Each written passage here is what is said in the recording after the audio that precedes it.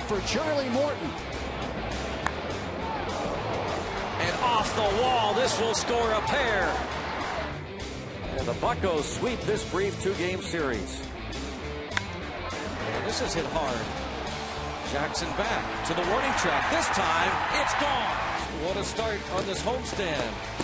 The 2-1. And Diaz whips a base hit to center field. Ferris scores. Being waved home is McCutcheon. He will score.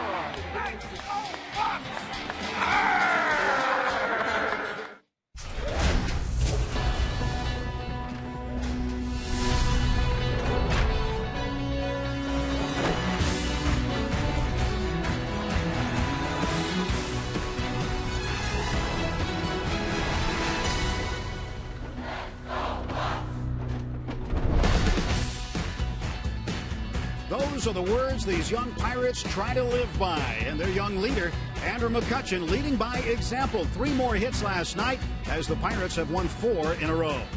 Today, it's Game 3 between the Pirates and the Detroit Tigers. Hi again, everyone. Along with John Wayner, I'm Tim Neverett. Buccos hoping to break out the brooms today against their friends from Motown. Everybody here wants to see a sweep. Absolutely. It's great to see the Bucs playing well at home, especially in front of some big crowds, so hopefully they'll get the sweep today. Playing well when they need to play well. They're getting some hits. Why the sudden surge offensively?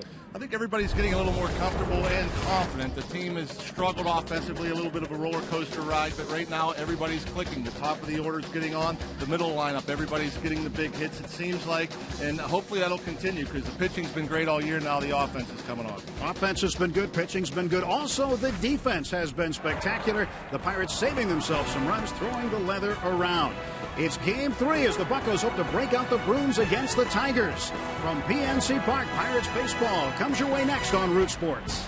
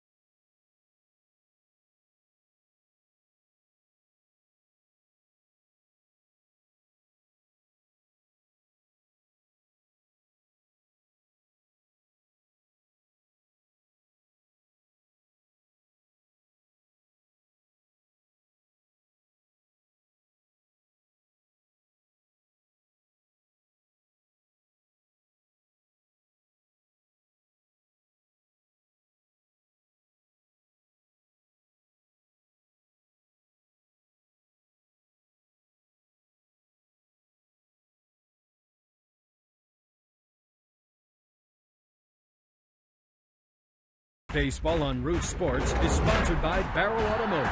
Barrel.com. Definitely worth the click. Let's go Bucs. Another gorgeous day here in Pittsburgh from the North Shore. Interleague baseball continues. Game 3 between the Pirates and the Detroit Tigers. Along with John Wayner, I'm Tim Neverett. Dan Potash will join us during the course of our telecast today. Paul Maholm gets the start. A very unfair 1-6 for Paul Maholm. It doesn't tell the whole story about Paul's season so far. And he will face the Tigers leadoff man Austin Jackson, the center fielder, who had a 12-game hitting streak broken up last night. Jackson hit into a game-ending double play as well. Pirates have won the first 2 games, trying for a third. And the first pitch of the ball game from Paul Maholm is high and away for ball 1. We're underway. If Paul's frustrated, he certainly hasn't shown it. He's been pitching outstanding. It's just a shame, though. He's just 1-6.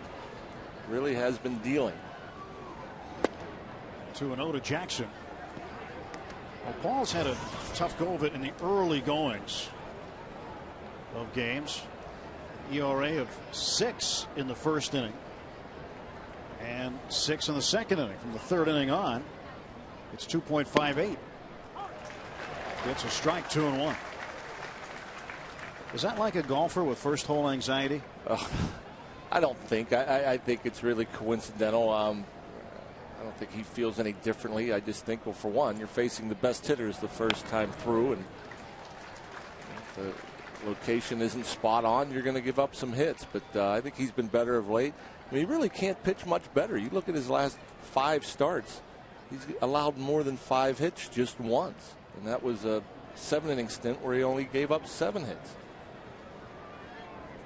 Ray Sears, a pitching coach, been doing some good work with this staff. 2-2. That one's fouled away. The count will remain even to Austin Jackson. His last start in Washington, it's as good as I've seen Paul Maholm throw. I think he was on top of his game. He missed the squeeze attempt, and he got a little angry and pitched as good as I've seen him pitch. The sharpness, the location, everything was spot on. Just a shame that I know one of his inherited runners ended up scoring, ended up giving up 3 earned runs, but the numbers are outstanding except for the record, which he really doesn't control. 2-2 inside corner, got him called, strike 3, and that's the way Paul Maholm starts his Sunday afternoon. Jim Leyland sends the rest of the Tigers out like this. Scott Sizemore will bat next. Ryan Rayburn in the 3 spot today. Miguel Cabrera hitting cleanup. Victor Martinez and Johnny Peralta, the shortstop. Third baseman Inge. Casper Wells will make his first start of the series playing right field. And Rick Porcello pitching and batting ninth. Scott Sizemore, he started Friday night. Didn't get in last night. Takes ball 1 low. Was 0 for 4 Friday against Jeff Karstens. Grounded out 3 times and struck out once. 1 down, top of the first inning. This one fouled off. 1-1 to Sizemore. I love seeing the late swings off of Paul, too. I think that's a major difference this year than past years for Paul, is how he's pounded the ball into right-handed batters. And the evidence is right there. You look at the right-handed batting averages against Paul. Popped him up. Neil Walker makes the second out. 2 away. Pitch in effectively, you get weak swings. Walker at second with the put out defensively. Behind Maholm, top of them, McCutchen and Charles in the outfield. Steve Pearce makes a start at third base today. Cedeno in there at short. Walker and Overbay on the right side. Chris Snyder back behind the plate, catching Paul Maholm. Good to see Steve Pearce getting a start. 2 down. Ryan Rayburn is the hitter. Pearce, one of those players that Clint Hurdle wants to get at bats. He got Brandon Woodson at bats. He's been trying to get Xavier Paul at bats, but Clint telling me yesterday he doesn't know how a bench player can get prepared unless he gets regular at bats here and there. Steve Pearce going to get regular at bats today. It's not fair to send a pinch hitter up there in a critical situation if he hasn't had a start and consistent at bats for a week or 2. So you got to get 3 or 4 at bats to these guys for them to stay sharp. And if you don't hit for a week, or you maybe only having a bat or 2 for a week, it's tough to go up there and pinch hit in a crucial situation. And I think all these guys, when given the opportunity to start, have done a great job. The 2-1 pitch to Rayburn. He's fouled down the first baseline. 2-2. Well, you know it. You lived it. What was the time when you can remember where you didn't get at bats and then you were called upon to hit? You said, "Oh boy, well, I got to do something." That was the case most of the time, really, and and it was always a struggle. Certain years I got more at bats than others, and you feel more comfortable, more confident in the batter's box. There are times where you don't play or get at bats for a few weeks, and it's tough. Strike 3 call. 2 punch-outs in the inning for Paul Maholm, and he retires the Tigers in order in the top of the first inning. So Paul Maholm with a very strong start here this afternoon.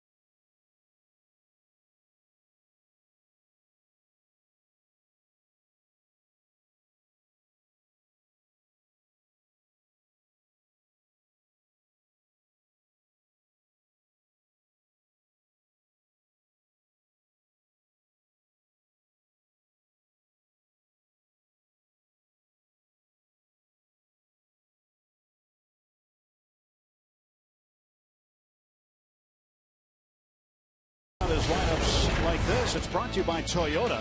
Andrew McCutchen to lead off. Top of the 2. Garrett Jones hitting third again. Walker cleanup. Then Overbay. And there's Steve Pearce. Chris Snyder will bat 7th. Cedeno in the customary 8th spot. And Paul Maholm doing the pitching and batting 9th against right-hander Rick Porcello. Porcello hasn't pitched in 12 days. The sinker baller with pretty good numbers himself. I'm not going to walk a lot of guys. He's not going to strike a lot of guys out. He's going to try to get you to pound the ball on the ground. He gets a lot of ground balls with that sinker. You try to combat that by trying to get him up in the strike zone a little bit and perhaps try to hit him to the opposite gap. Porcello, just 22 years of age, had a rapid ascension to the big leagues after graduating from high school. McCutchen takes a strike. 6'5", 200 pounds. Lives in Chester, New Jersey. Went to Seton Hall Academy and had a full ride to the University of North Carolina. He was an A student. Turned it down. Signed with the Tigers. A year and a half later, he was in the big leagues. Pitched here at PNC Park as a 20-year-old and pitched well. 0-2 quickly to McCutchen. Leads the team with 8 home runs. Second in RBIs with 24. 0-2 shot out of play to the right side. McCutchen with 3 more hits last night. Scored 2 runs. And when he and Jose Tabata get on base in the same inning, chances are the Pirates are going to get a run. Here comes the 0-2 to right field. Casper Wells makes the catch. And there's one away for the Pirates. Defensively behind Porcello for the Tigers. Brian Rayburn's in left field today. Austin Jackson back in center. Casper Wells just made the catch at right. Brandon Inge, the third baseman. Johnny Peralta, the shortstop. Scott Sizemore at second. Miguel Cabrera at first. Victor Martinez behind the plate catching Rick Porcello. Brian Rayburn, who has played some right field in this series, gets the start in left. Andy Dirks, very young player, started the first 2 games in left field in this series. Pitch to Tabata's inside for a ball. And that showed some of the late movement on the fastball from Porcello. And top of it barely got out of the way. A slow roller. Top of the late getting out of the box. Inge throws him out easily. 2 away. Well, 2 down quickly for the Pirates in the bottom half of the first inning. And that's typically what you'll see. I know only 2 batters into this ball game facing a good sinker from a guy like Porcello. As you go the other way, you'll get it airborne. You try to pull it, more than likely you'll hit it on the ground. Jones had RBI hits in the 6th and 7th. Actually, in the 6th only. It was Diaz who pinch hit for him in the 7th last night. Drove in a pair. And Jones with a ground rule double to right field last night. A run producing hit. He takes a strike. Again, you mentioned it, Porcello, 12 days between starts. That's got to be difficult to stay in any kind of routine when you don't start for almost 2 weeks. Yep, and we talked about it with Charlie Morton's last start after going a pretty long time without throwing, just a couple of innings between a couple of starts. And you know, sinker baller, you fear that they're going to be too strong. Maybe the ball flattens out. You don't see as much movement as you typically would have because you haven't pitched as frequently. It certainly wasn't a problem for Charlie Morton. Hopefully it'll be a problem for Rick Porcello. 2-1s outside, 3-1 to Garrett Jones.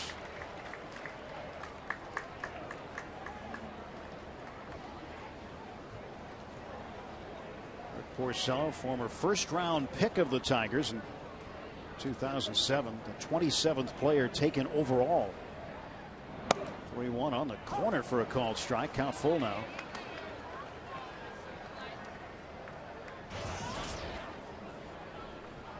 Porcello, one of those specimens as a high school player. Excellent athlete. 3-2 pitch. And Jones fouls it off.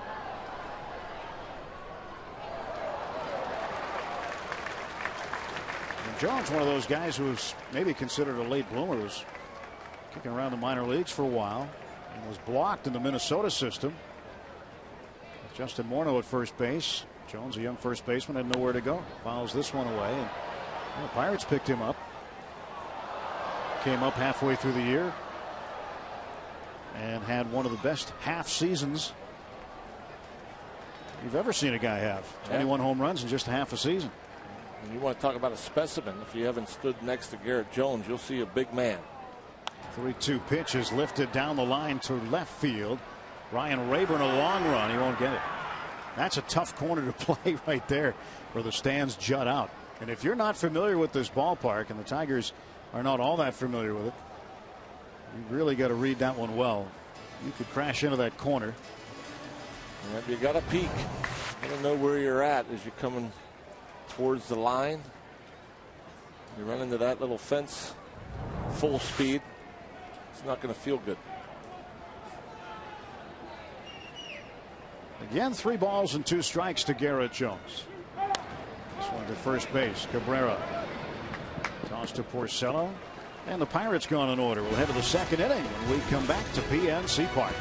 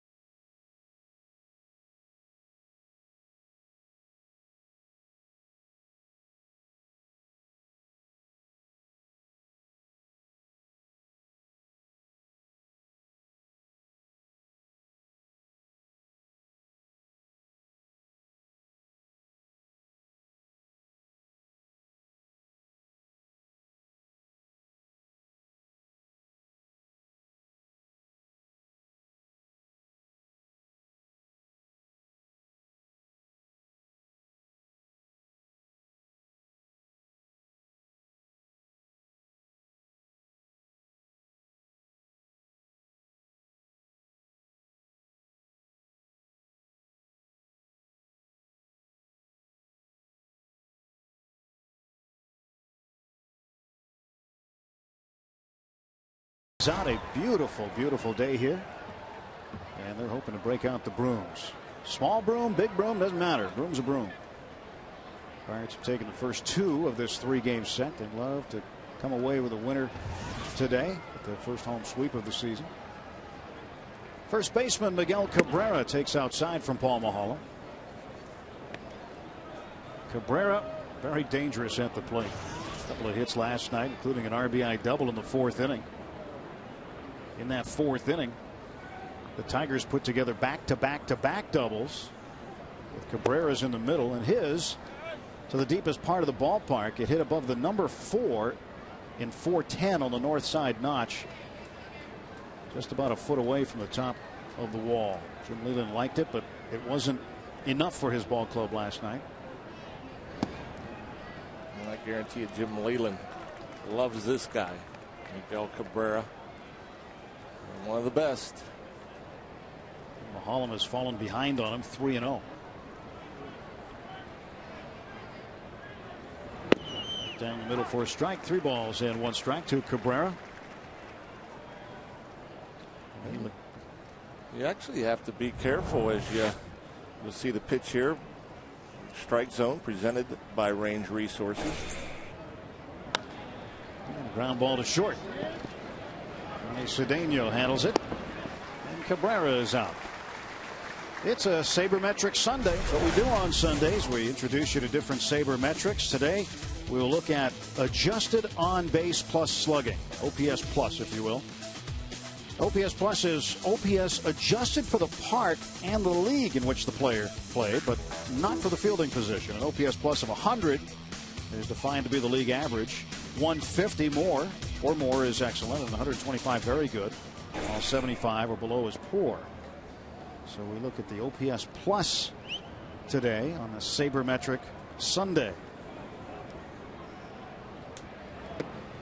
Pitch is high to Victor Martinez.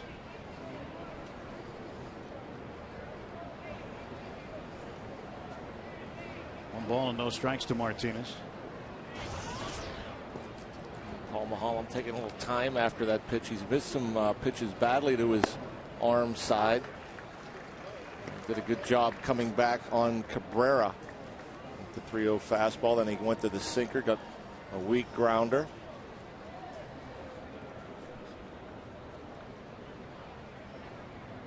One and one. 2 balls and a strike.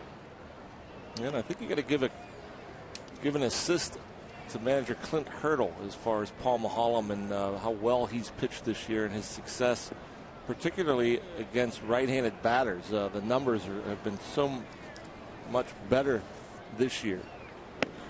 And there you see it there, that fastball under the hands. Righties coming in today just hitting 228 against Paul. Compare that to a career-wise 299. You just see right there, top of the zone, right on that inside edge. 2-2 to Martinez. Trying to go inside again and missed. Count full to the Detroit catcher. Clint Hurdle told Paul Maholm in spring training that when he coached against Maholm, he told his hitters just to look away. He won't come inside. And so you only had to worry about half of the plate. And now when Paul Maholm comes in with that fastball, you plant that seed in the hitter's head, and all of a sudden that pitch away from him is that much further away. Just missed outside and he lost Martinez. So there is 1 out. Fans, you can take the Pirates with you wherever you go this season. Subscribe to MLB.tv today to see every Pirates game live or on demand on your computer or your favorite devices.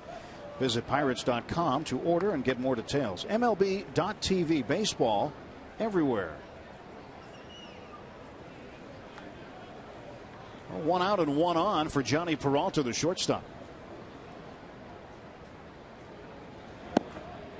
Maholm missed low with that offering. 1 ball and no strikes. Peralta, 289 hitter.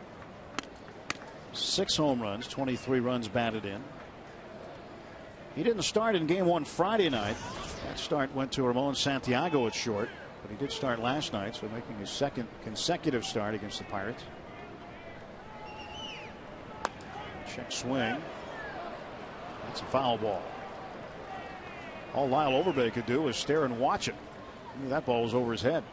And hope that it ends up foul. You're living right when you're a hitter and you get a little check swing. Get it inside the line for a double.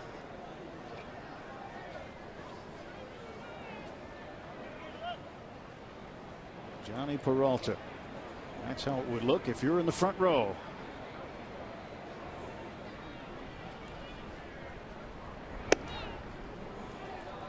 Didn't miss by too much. There's good seats right behind home plate in the Lexus Club.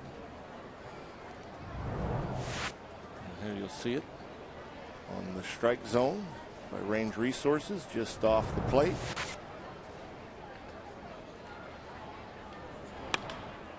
To the gap, deep to left center. Ranging over there is McCutchen. He's got it for the second out. He covers a ton of ground out there. That's just a stroll in the park for Andrew. Not a whole lot of stress there, just coasting to the big part of the field. He has made some great plays this week. He can go get it. 2 men out. Third baseman Brandon Inge steps in. Inge ended up 1 out of 4 last night. .210 average on the season. Fouls it back. 0-1. The Tigers have lost 5 straight ball games. Their record coming into today 22-23. Same record as the Pirates, who have won 4 straight. Against the Tigers in interleague play at PNC Park, the Pirates are 8-6 all time. 1-1 to Inge.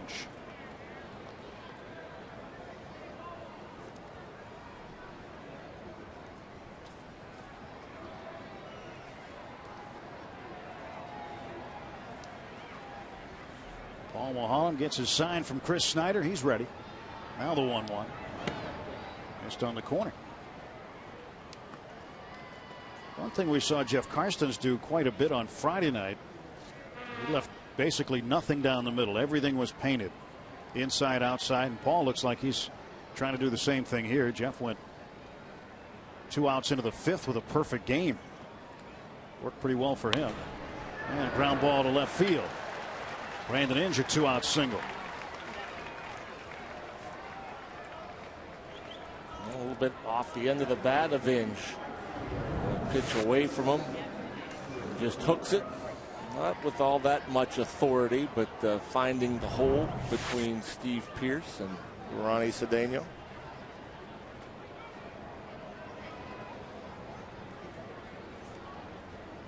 Inge aboard. Martinez in scoring position at second. And the batter will be Casper Wells. This will be just his 47th at bat this season. And for Wells, he's hit safely in 9 of the 11 games he has started. He dribbles this one foul.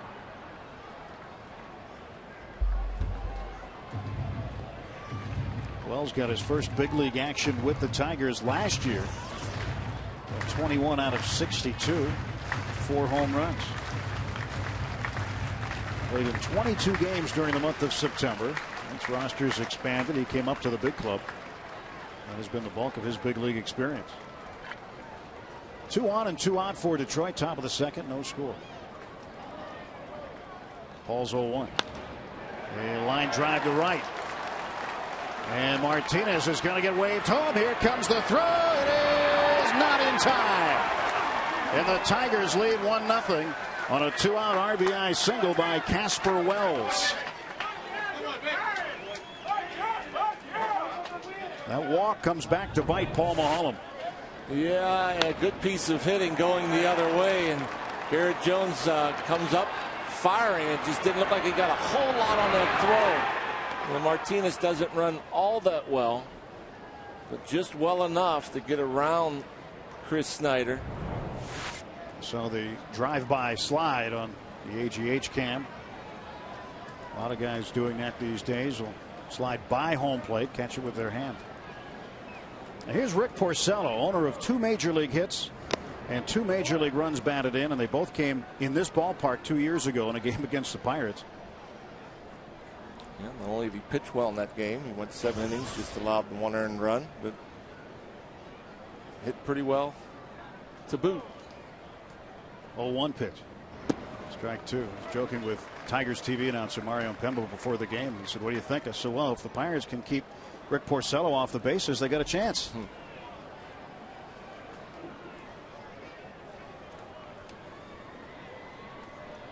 2 on, 2 out, 1 in for Detroit. The 0-2. Porcello leaned but didn't offer.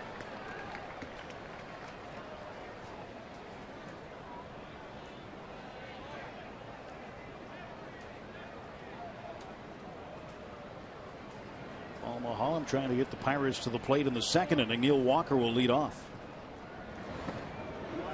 2-2 now to Porcello. It'll be Walker, Overbay, and Pierce.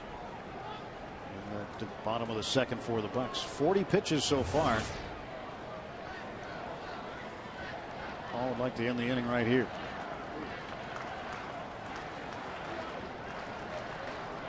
Two pitch.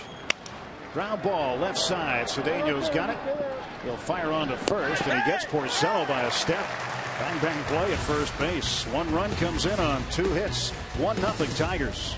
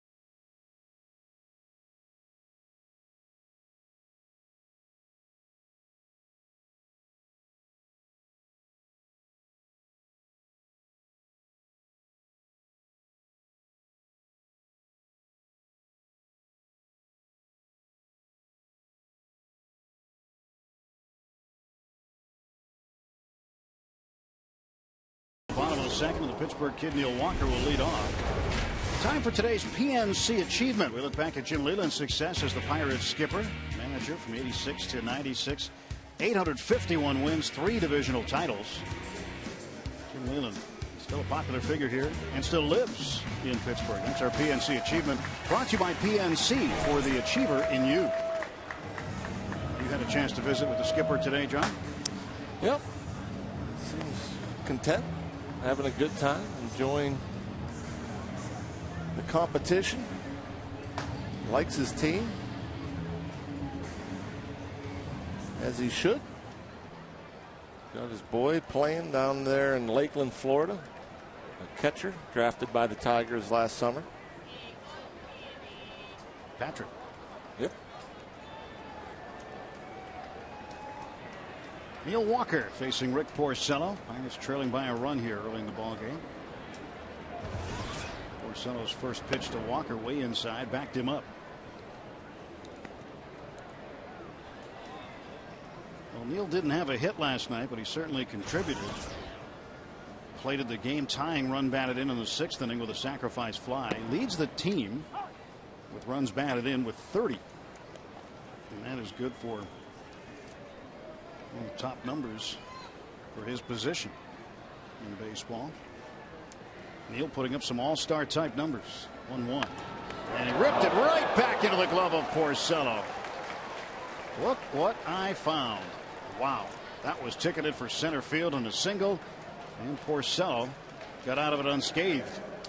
Just another good at bat for Neal Walker. Another good swing. A hard hit ball. And unfortunately for Neal, Porcello falls off to the first base side of the mound. And his follow through took him right to that hard hit line drive. That's frustrating as a hitter. You hit it right on the button. You do all you're supposed to do and end up getting robbed by the pitcher. While Overbay first ball swinging. Long run for Inge. Wow, he had to go a long way to get that one. 2 down quickly.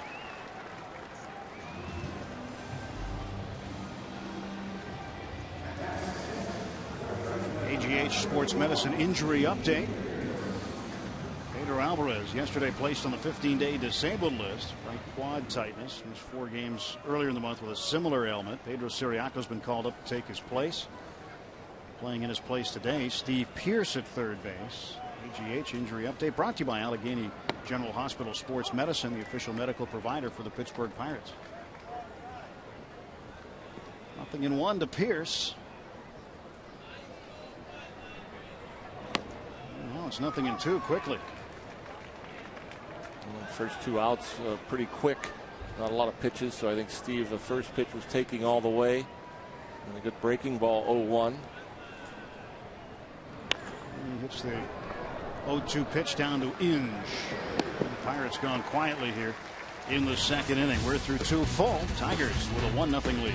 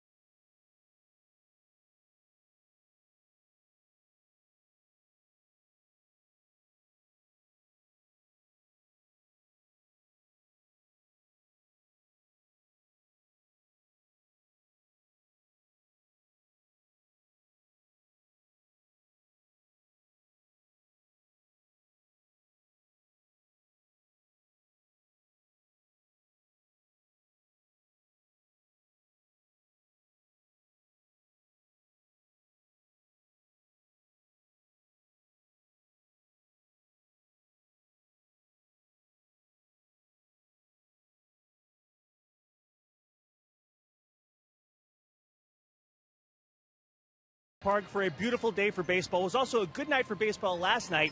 Over 37,000 on hand for Neal Walker bobblehead night. Now, it was his second career bobblehead, though he would like to possibly make just one little change to it. The only thing I would have changed was to be a little less baby-faced look. I mean, I looked like I was 15. Looked like I am 15 in the picture, so...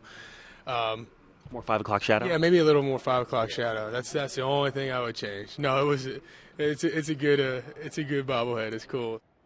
I know the 5 o'clock shadow can be cool, but Neal, trust me when I tell you, eventually that shadow goes gray. And I know about the gray beard, guys. Yeah, I know it all too well. Might be mistaken for a playoff beard, which would be a good mistake to make for baseball here. That's true.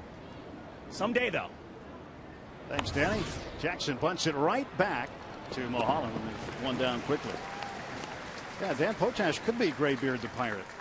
Yeah, well, I mean, he didn't get to grow it out too long this year, unfortunately.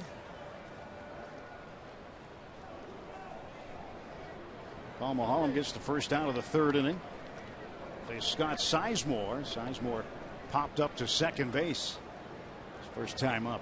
But you really realize how long the NHL playoffs are when your team's out of it. and they're still going. It seems like it's been forever since the Penguins played. Yet they haven't gotten to the finals yet. And the guys that are still playing look like they're on the cover of a cough drop box. Yep. 0-2 to Sizemore. Nothing in 2 to the Tigers' second baseman today. Ryan Rayburn will be on deck.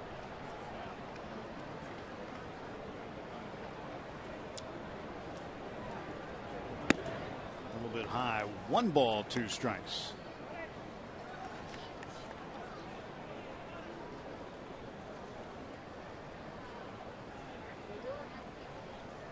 One out, nobody aboard for Detroit. Paul Maholm's given up just the 1 run. Oh, nice looking backdoor curveball. And strike 3 as Sizemore is down for the second time, and that is the 3rd punch out for Paul. And here's that pitch from the strike zone presented by Range Resources. The backdoor breaker perfectly placed. And Paul Maholm continues to pitch confidently. Ryan Rayburn takes outside. That's a tough pitch to hit for a right-handed hitter, though. A breaking ball that just nicks that outside edge. Out of the hand, it looks like it's a foot outside, if not more. And you just don't have the recovery time as a hitter to get a good swing on. Unless you pick up spin right away. Even if you do pick up the spin right away, it's almost like it's just a pitch you got to foul off because it's in such a good spot. That'll freeze a lot of hitters because you just see it out of his hand as being a ball outside. Snyder wanted that one called a strike. Kevin Correa last night got his 6th win. First win at PNC Park, too. What a good performance. KC, Kevin Correa, in 6 2/3 last night. Ryan Rayburn, a 2-out walk now.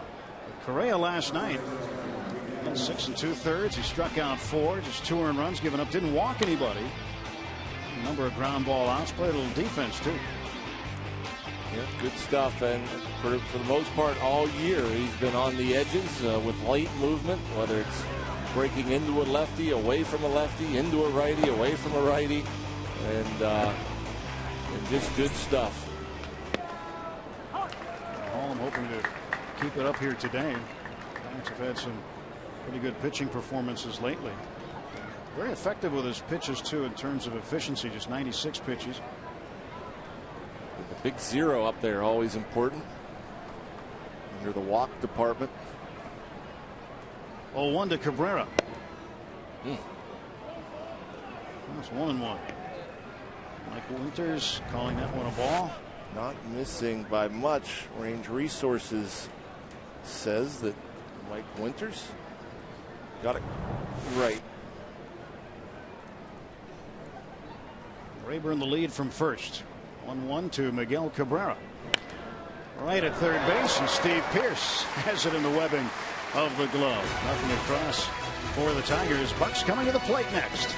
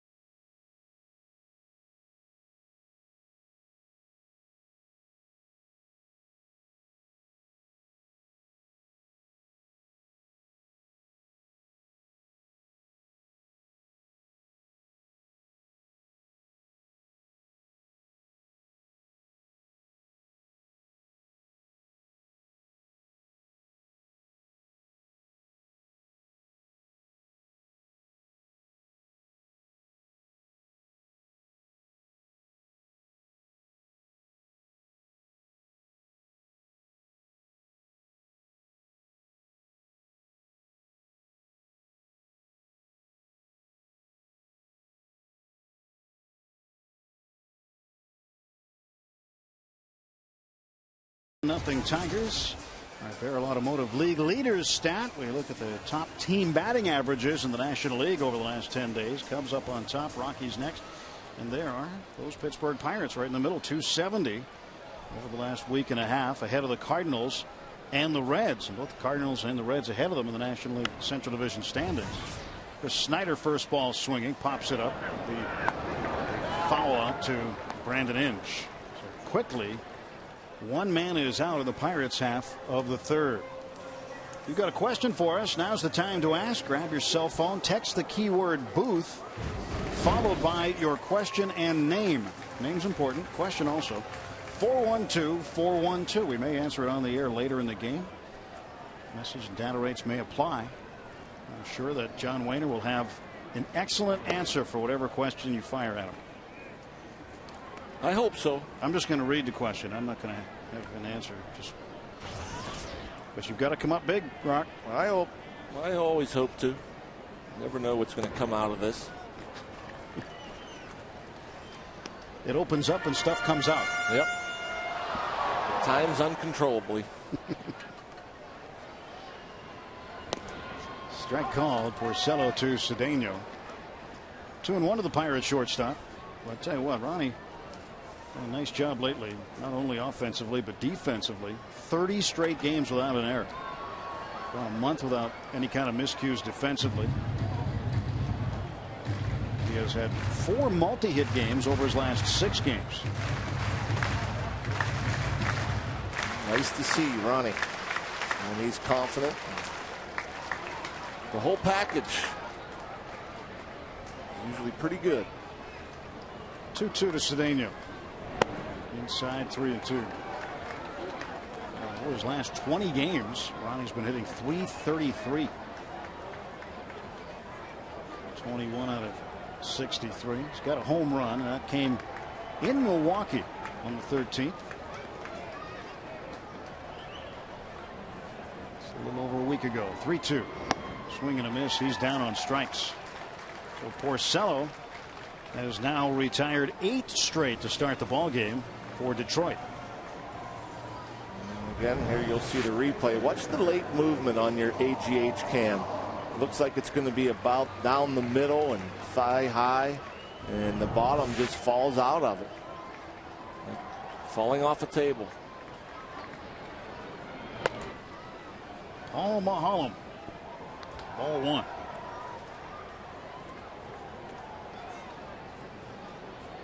Paul trying to connect here with 2 outs. 1 ball and 1 strike to Paul. Nobody on, 2 away. Snyder flied out foul to the third baseman Brandon Inge to start the half inning. Cedeno has struck out. And a 2-1 on the way from Porcello. In the air to left field, but Ryan Rayburn is there. 9 straight set down by Rick Porcello. Tigers a 1-0 lead through 3.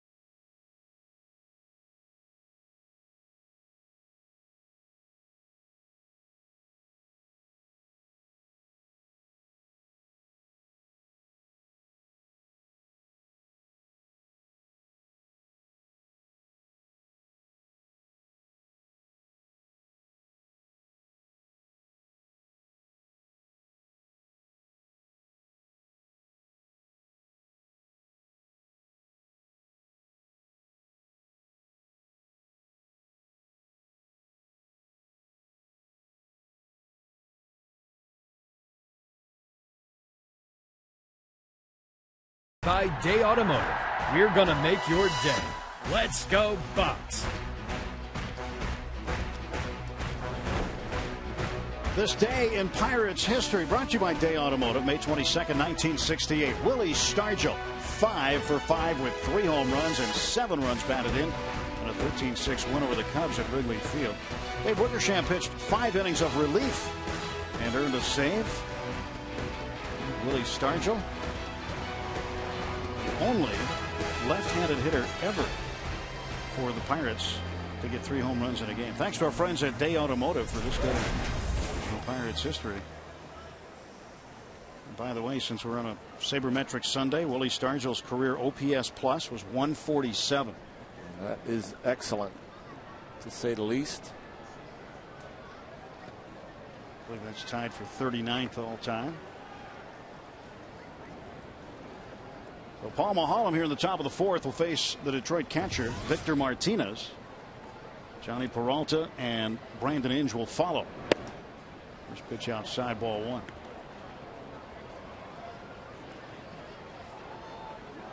I know to Martinez, who walked his first time up, and he has scored the game's lone run.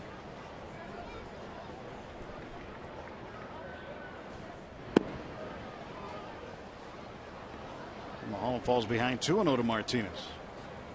Victor's having himself a pretty strong month of May.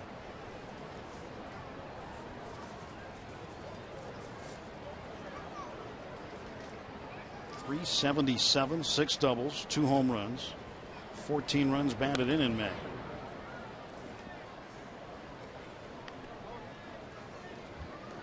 Switch hitter.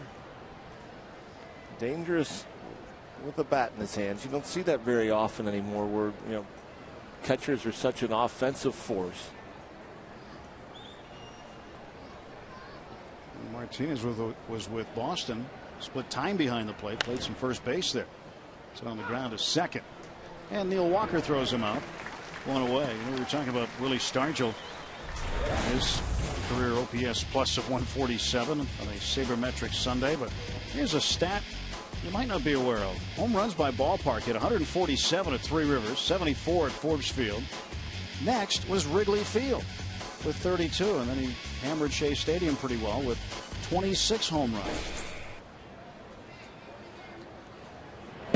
Leaves him hitting more home runs on the road than he did at home. Willie Stargell, 475 career homers, 221 between Three Rivers and Forbes. So what's that make it? 254 on the road. How many of those home runs did you see at Three Rivers as a kid growing up in Carrick? A lot. Well, I saw a good bit.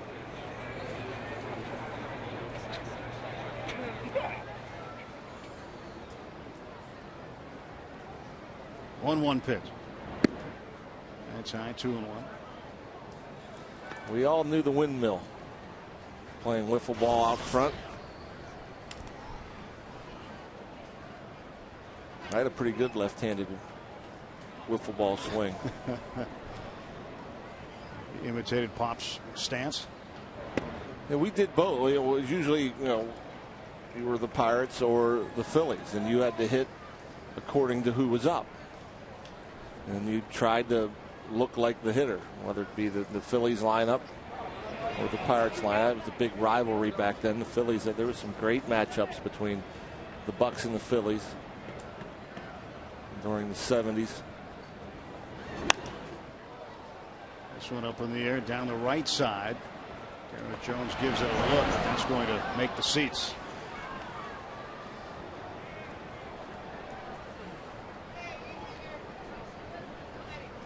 I'd say there's probably a pretty big difference from somebody that you had to imitate, going from Willie Stargell to maybe, I don't know, Tim Foley to Bob Walk. Never tried to emulate the Bob Walk swing. The left field and deep, and if it's fair, it's gone. It is fair and gone. A solo home run for Johnny Peralta, his 7th of the year, and the Tigers now lead it 2-0. Tabata just turned and watched it. He knew it was out.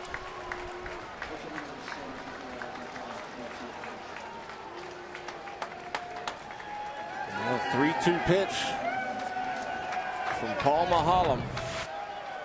See it here on the AGH cam, the super slow-mo, and just got too much plate. You can see Chris Snyder looked like he wanted it inside and ended up sailing over the heart.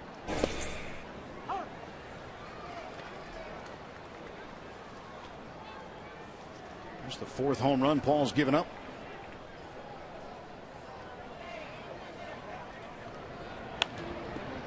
Ground ball to short.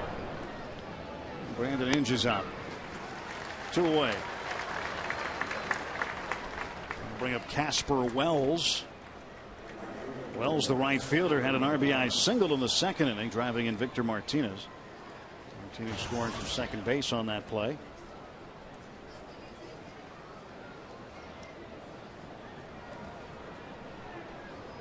Here is Wells against Maholm with 2 outs and the bases empty.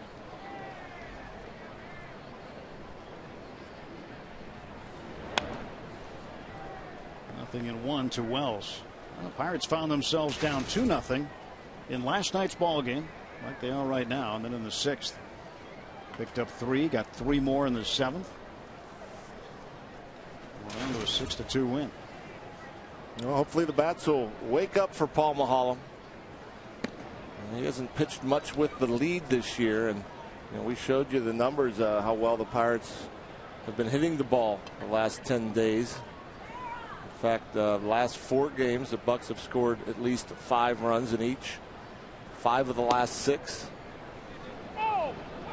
Obviously, the last game the Pirates didn't score 5 was Paul's last start in Washington. See how close he came to going here. Looks like he held it. 2 balls and a strike to Casper Wells. Maholm's pitch in there for a called strike. Porcello's retired 9 in a row. And last night, Max Scherzer retired 9 in a row through the 3rd, 4th, and 5th. In fact, he struck out 6, including the side in the 5th, before the Pirates finally got to him. Fills the count at 3-2.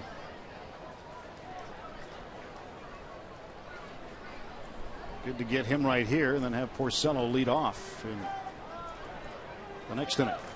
Yeah, that 4-seamer under the hands just missing in, might set up a sinker away. It's fouled back. Just saw Justin Verlander in the middle. Don Kelly. There's Verlander. Mr. No-hitter. Yeah, good and bad. We missed Verlander here this year at PNC Park. I'm sure the Pirate hitters aren't complaining, but I'm sure the fans of Pittsburgh would have enjoyed watching him pitch. Got him. Strike 3, and Maholm gets the punch on it. 2-0 Tigers.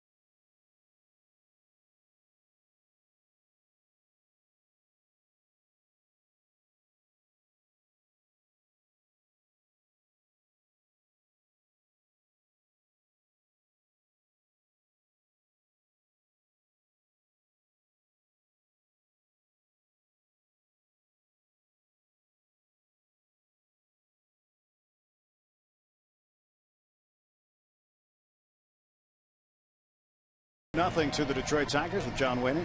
I'm Tim Neverett. Back to the top of the order for the Bucks. Rick Porcello's been perfect for the first 3 innings.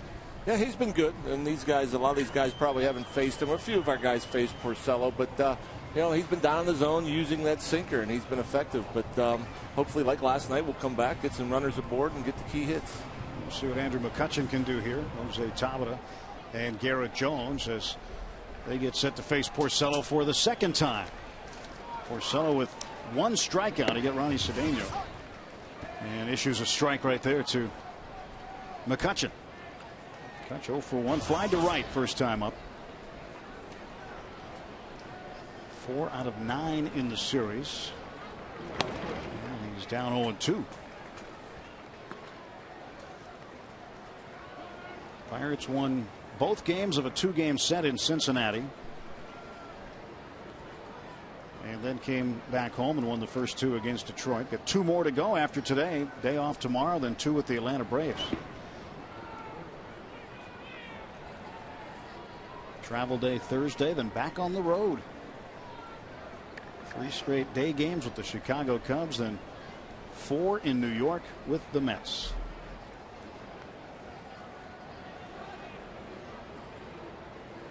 In New York.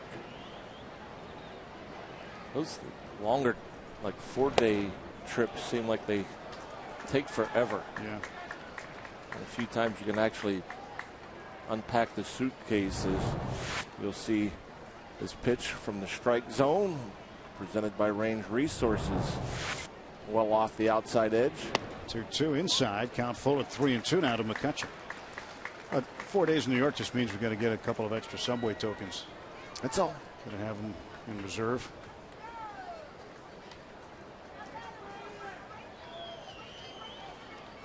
Let's see former Pirate coach Terry Collins. 3-2, and that's off his foot. Must have hit him pretty hard at the rate in which it went out to third baseman Brandon Inge. And you always hope when you foul a ball off your body that it hits a good spot. I'm not sure if that got him in the shin guard there, or because those hurt. Payoff pitch from Porcello. Inside, ball 4, and the Pirates have their first base runner after seeing 9 straight go down to start the ball game. You can ask about how each member of your group can take home a Pirates cap or Roberto Clemente replica jersey with just the price of a ticket, in addition to a great discount. To reserve your group tickets, call 1-800-BUY-BUCKS or visit pirates.com/groups. Bucko games are funner in bunches. Let's look at the Clemente replica right there, shown to us by Neil Walker. Again, 1-800-BUY-BUCKS or visit pirates.com and book your group today.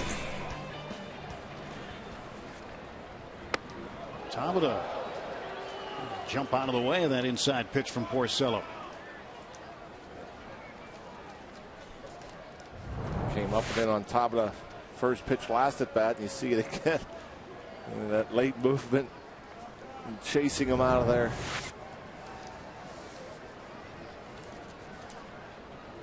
There goes McCutchen. Throw down by Martinez, not in time. And Andrew McCutchen has a stolen base, his 7th of the season. And now the Pirates have a man in scoring position.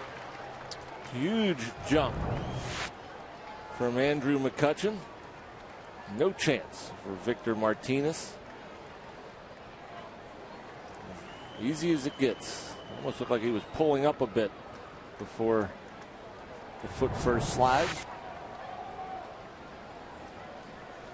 Let's see if Jose can at least move him up 90 feet. I haven't seen Jose bunt a whole lot. I mean, on occasion, an Inge playing back a bit at third. 1-1 count. You might think about it. Swinging bunt, but McCutchen not able to move up a little bit too far toward Inge. And Tabata is out 5-3 on the putout. And stuck at second is McCutchen. So I think that's just a good play. You know, first 2 at bats for Tabata. They're pounding him in, so it's good. They're going to make it difficult for him to hit a ball to the right side. And Inge gives you a little room over there. The worst case scenario, if you try to lay one down, is you move McCutchen up 90 feet. Best case scenario, you beat it out, then you got first and third, nobody out. Garrett Jones bounced out to Miguel Cabrera at first base. That was to end the first inning. Jones with 6 home runs, 5 of those 6 on the road. And Tapper to the first baseman again. Cabrera, assisted put out, and McCutchen over to third base with 2 down. And that's, I'm not saying that this is what's going to happen if Tabata moved Andrew up, but with a 2-run lead, Jim Leland and the Tigers would have played the infield back, would have conceded that run, and that's why it's so important to be able to advance that runner to where, contact, even weak contact, could have scored Andrew. Well, McCutchen at third base, and the tying run at the plate with Neil Walker. Batting in the bottom of the 4th inning. Walker scalded one up the middle, but it went right into the glove of the pitcher, Porcello. Anything in 1 to Neil. He's been so consistent from day one. Opening day grand slam hit in Chicago, but it gives you a good at bat every time he gets into the box. Just pulled foul. Well, the way Neil's been playing, I was visiting with his brother-in-law Don Kelly in the Tigers clubhouse today. I said, he said, how's he really doing? I said, he's doing great. I said, he's the kind of guy that, kind of like a goalie in the hockey playoffs. You don't want to talk to him. Just let him do his business. Let him go about his day, and he continues to produce day in and day out. And I bet Neil would tell you, too, that he probably should have more than the 30 RBIs. He scuffled a bit with runners in scoring position. His average currently sits at 224 with runners on second or third. Well, Victor Martinez made a good catch there. That one goes to the backstop. Who knows what happens? Whether McCutchen comes or not. Just unleashed one. Maybe trying to add a little velocity. And again, pitchers sometimes do that. Throw a hard one to set up a breaker. 1-2, tap foul. And you'll see that purpose pitch, whether it's high and out of the strike zone, they'll hump up with their best fastball or come in off the plate. Sometimes you'll see a catcher set up way off the plate, 0-2, and get a good hard fastball just to have the batter see it, set up a breaking ball or a changeup. Got him swinging. So the Pirates will leave 1, and after 4 full, Tigers 2, Pirates nothing.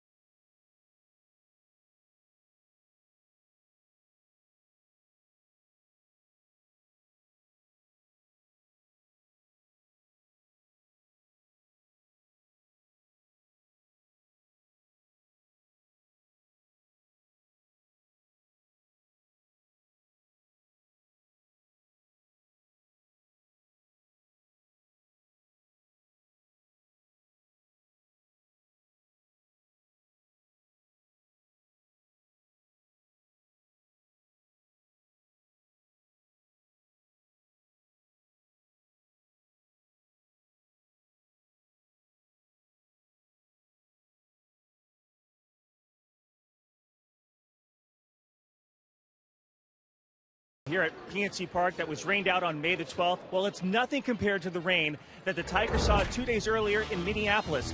Look at the golf ball-sized hail that dropped on the field that pushed the Tigers and the Twins off, so they could not play for about an hour. In fact, Justin Verlander pulled out the fungo bat and was trying to line some of these ice balls, if you will, back out onto the field. Guys, we have not seen anything like that at PNC Park, though I do know that Western PA has had a little hail here from time to time. Yeah, nobody wants to play Hailstone Fungo either. No. I saw some of that Justin Verlander trying to hit some of those out. We don't have to worry about hailstones here today. Look at that sky, beautiful backdrop. Porcello behind 0-2 to Paul Maholm here in the 5th. Couldn't imagine how much that would hurt, being hit with golf ball size hail. You have to wear your helmet out in the field.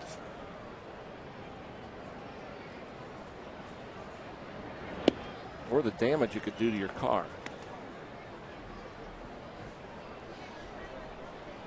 I lived in Colorado. You have extra insurance for your deck on your house because of the amount of hail they have there. Yeah, your deck gets pockmarks in it every year that just gets chewed up.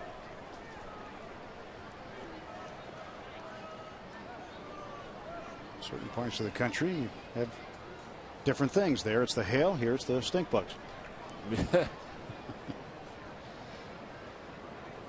I haven't seen them. You haven't? Got a bee problem. I think I'd rather have stink bugs than bees. Well, stink bugs don't care if they're there or not. Bees do.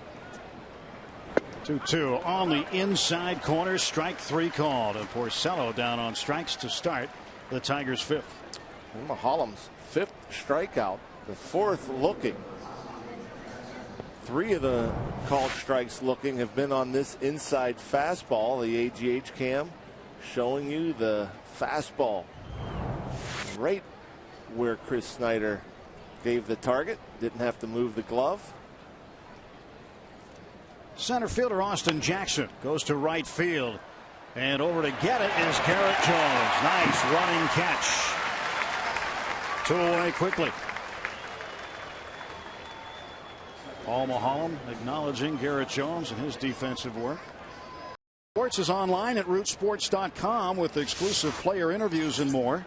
So stay connected with our favorite local teams at rootsports.com. You should bookmark it. Make it one of your favorites. Start going to it on a daily basis. Scott Sizemore drops one in front of Tabata for a 2-out single. Sizemore's first hit.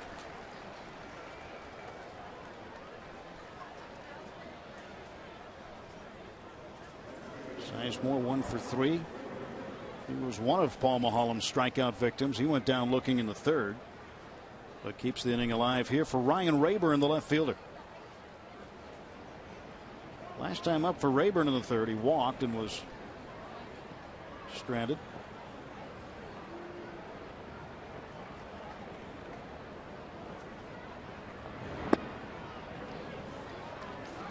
Ball 1 to Rayburn. Lots of interleague play.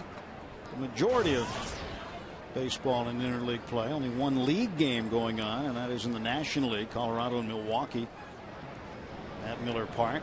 No score there. The Brewers have taken the first 2 games of that 3-game set. Pirates wouldn't mind a little help from Colorado today.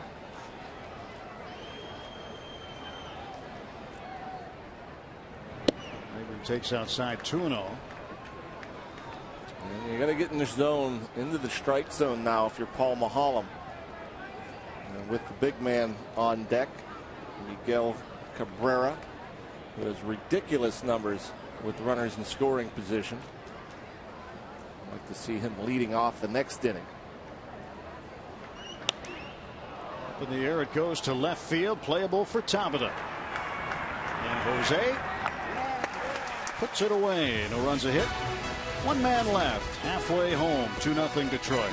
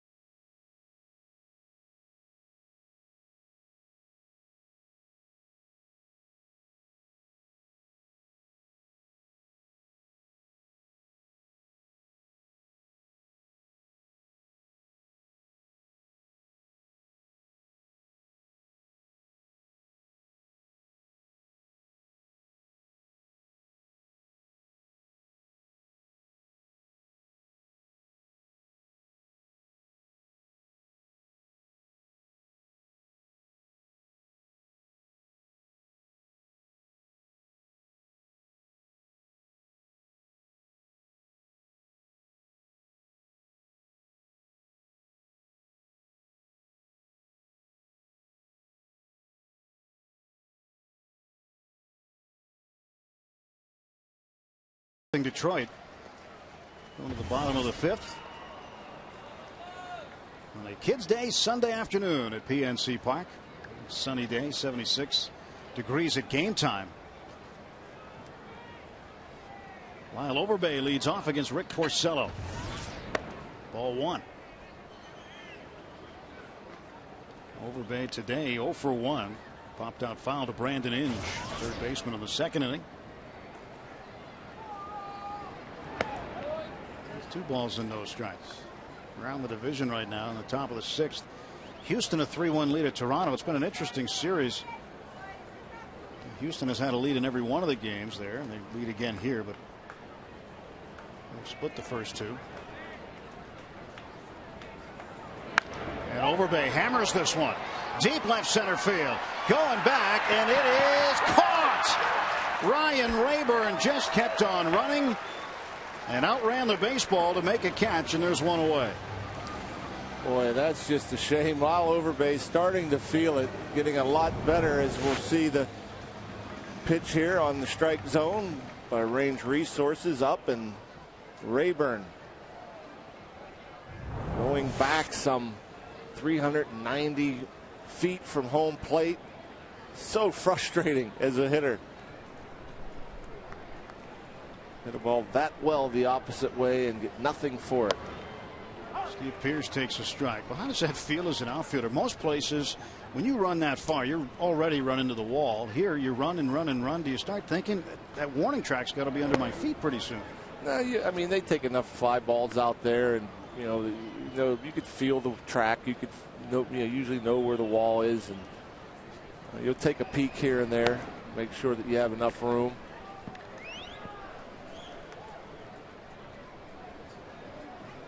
There's a lot of room out there, especially in left center. That's a home run in just about every ballpark except Petco in San Diego. Ground ball to third. Inge straightens up and throws out Pearce. 2 away. Let's take a look at our road ahead, brought to you by Nissan. Day off tomorrow, but Tuesday night we're right back here. Pirates pregame at 6:30. Wednesday a day game on the air at noon, and then Friday, Saturday, Sunday, all day games, 1:30, 12:30, 1:30 from Wrigley Field in Chicago, right here on Root Sports. What a day to be doing that. Hanging around on the Allegheny River.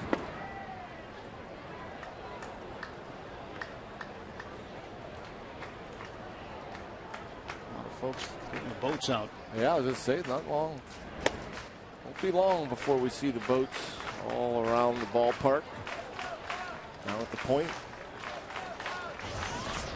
2-0 to Chris Snyder. Almost 2-1. Well, the weather, with all the rain we've had recently, people haven't been too motivated to get out on their boats. But days like we've had this weekend, and I'm sure we'll get some more great days coming up, especially with the Memorial Day weekend around the corner. The river will be buzzing with activity. 2-1. Snyder. Chopper down to third. Inge with time. And the Pirates done 1, 2, 3 in the 5th. On to the 6th at PNC Park. Detroit 2. And the Buccos nothing.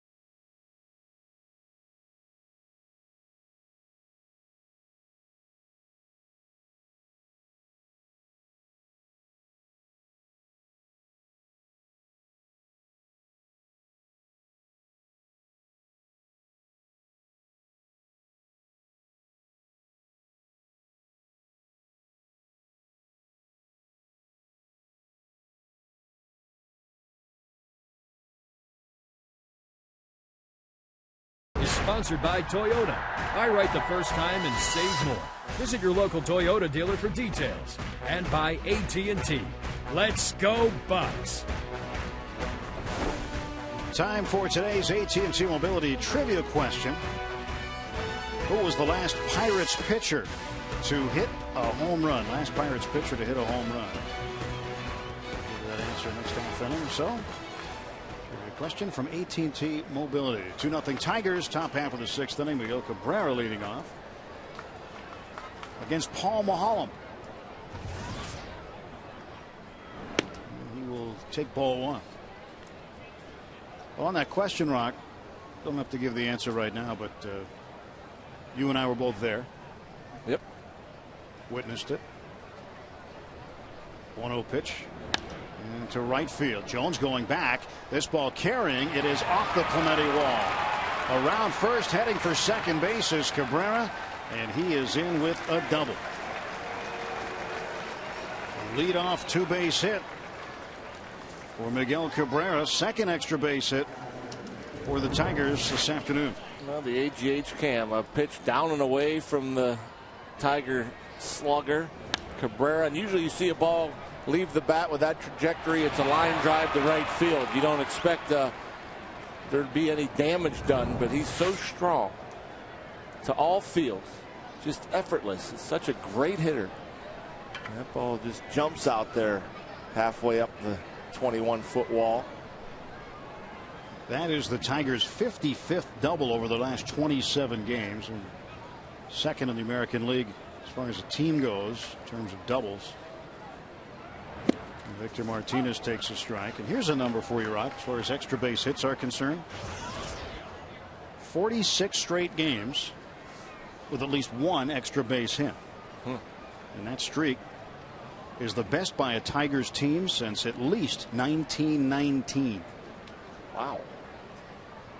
In 1986, they had a 51-game streak to begin the season. So this 46-game streak, second behind that one since 1919. And the only team in Major League Baseball to have at least one extra base hit in every game they've played. Chris Resop loosening up now for the Pirates. Top of the sixth, nobody out. Miguel Cabrera, a leadoff double. And a 1-1 pitch coming to Victor Martinez. Little roller foul. It's 1-2. He was trying to move Cabrera up. Saw the inside out swing as Cabrera looks like yelling into the catcher Martinez from second base.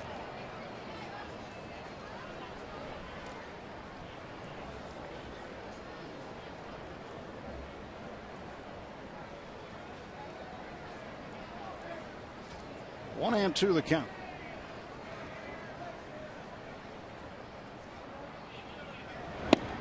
It's outside 2-2. Looked like a little quick pitch from Paul Maholm. You don't see that very often. The slide step with the runner at second base, especially a runner like Cabrera. He's not going anywhere. But sometimes that'll mess up the timing of the hitter. Gets it to the plate a little quicker.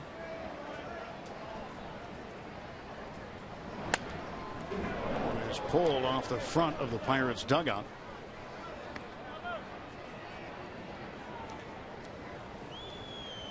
Good seat to have.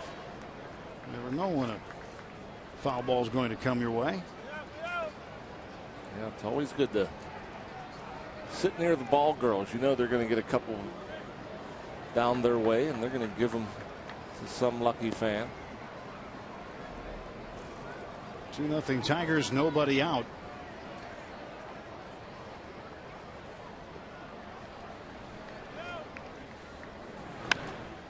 Popped him up. Cedeno will measure this one up. There's one away. It's the Coors Light sixth inning. Time to check out today's freeze cam. And occasionally we'll get a fan involved in this one. This was Johnny Peralta's home run back in the fourth inning. And let's see. How about that? That's a great barehanded snag right there. Coors Light Free Scan brought to you by Coors Light, the world's most refreshing beer. Well, it's hit so hard it knocked him over. Momentum. Was that inertia? An object in motion tends to stay in motion? Probably. I'm not sure if I was referring to the guy or the ball.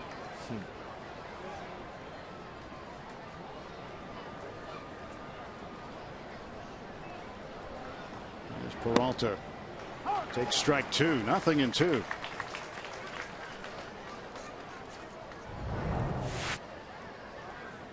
Here you'll see another backdoor breaking ball. Perfectly placed. Outside corner at the knees.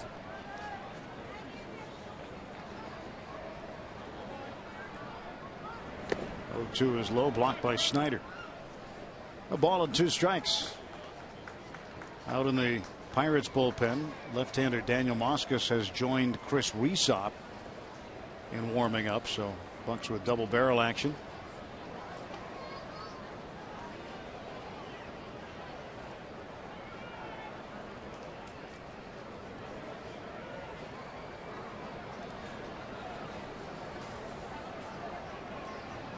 Look at the pens. Joaquin Benoit warming up for the Tigers. The pitch. That's up and in. If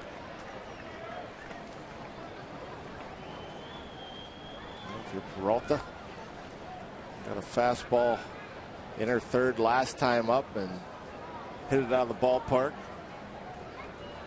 Fall behind 0-2, work at the 2-2. What are you going to get? Paul Maholm? If he wants to go back in there or stay away. To center field. That'll get down in front of McCutchen. Andrew comes up throwing. Cabrera will stop at third. One hop to the plate. Runners at first and third now with 1 out. And that's a veteran hitter, Johnny Peralta. As you see the AGH cam, he figured he wasn't going to get another pitch inside, so he's looking away, gets it out over the plate, doesn't try to pull it, hits it up the middle.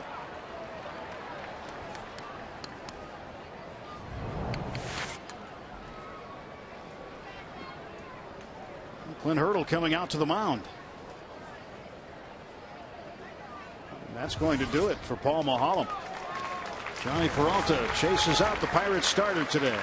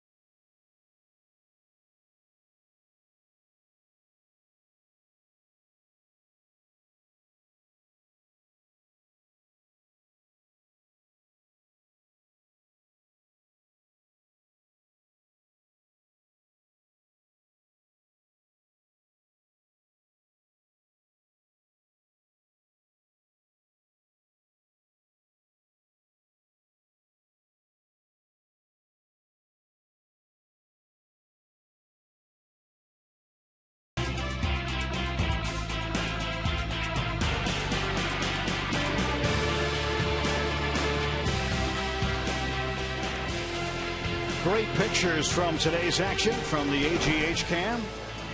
Paul Maholm finished after 5 1/3 innings, striking out 5. 2 runs to the moment. Still responsible for 2 on base. And he makes way for right-hander Chris Resop. Reesop inherits 2 runners. Tigers with runners at the corners and 1 out. Hopefully Chris can get a ground ball. Keep this a 2-run ball game with the double play here, and maybe the bats will wake up. It's Rick Porcello doing a pretty good job, actually an excellent job. The Pirates without a hit through 5. So we need to clean this up here. Runners on the corners, 1 out. Brandon Inge, 1 for 2, singled in the 2nd inning and then grounded to short in the 4th. Reesop ready to go. He delivers outside. 1-0. This be a nice time for double play ball. Indeed.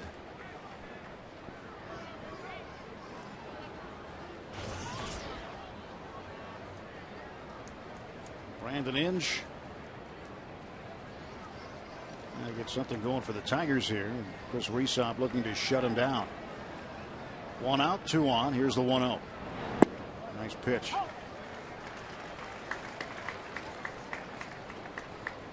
We'll take a look at that pitch from the strike zone, presented by Range Resources. A breaking ball. A little bit up out over the plate, but a 1-0 pitch. Inge doesn't want it.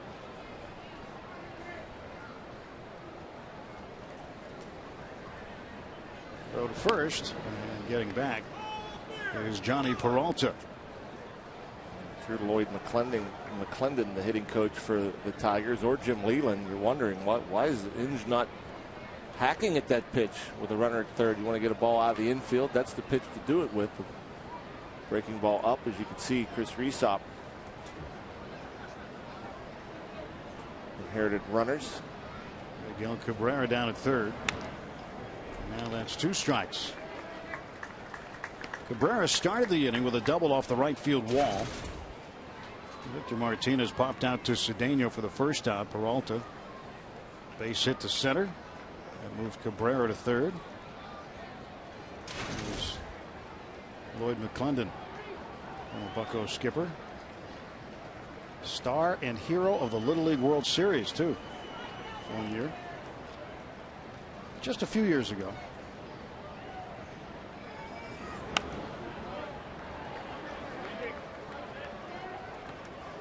If you don't get the double play ball, strikeout will do.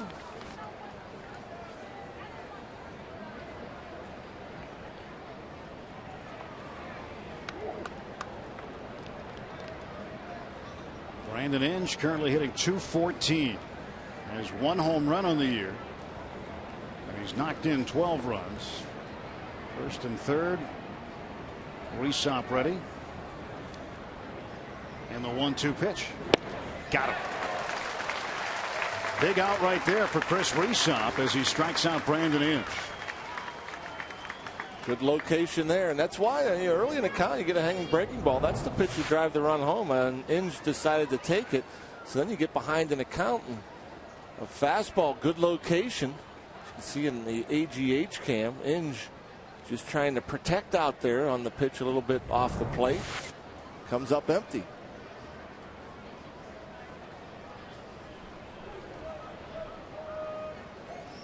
Now he'll face Casper Wells.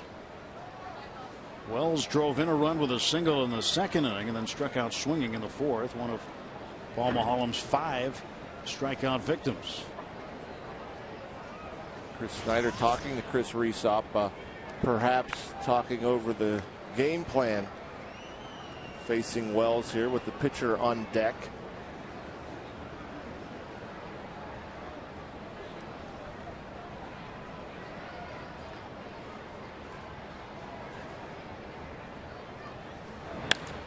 To center field. Here comes McCutcheon. Hey, makes a great sliding grab.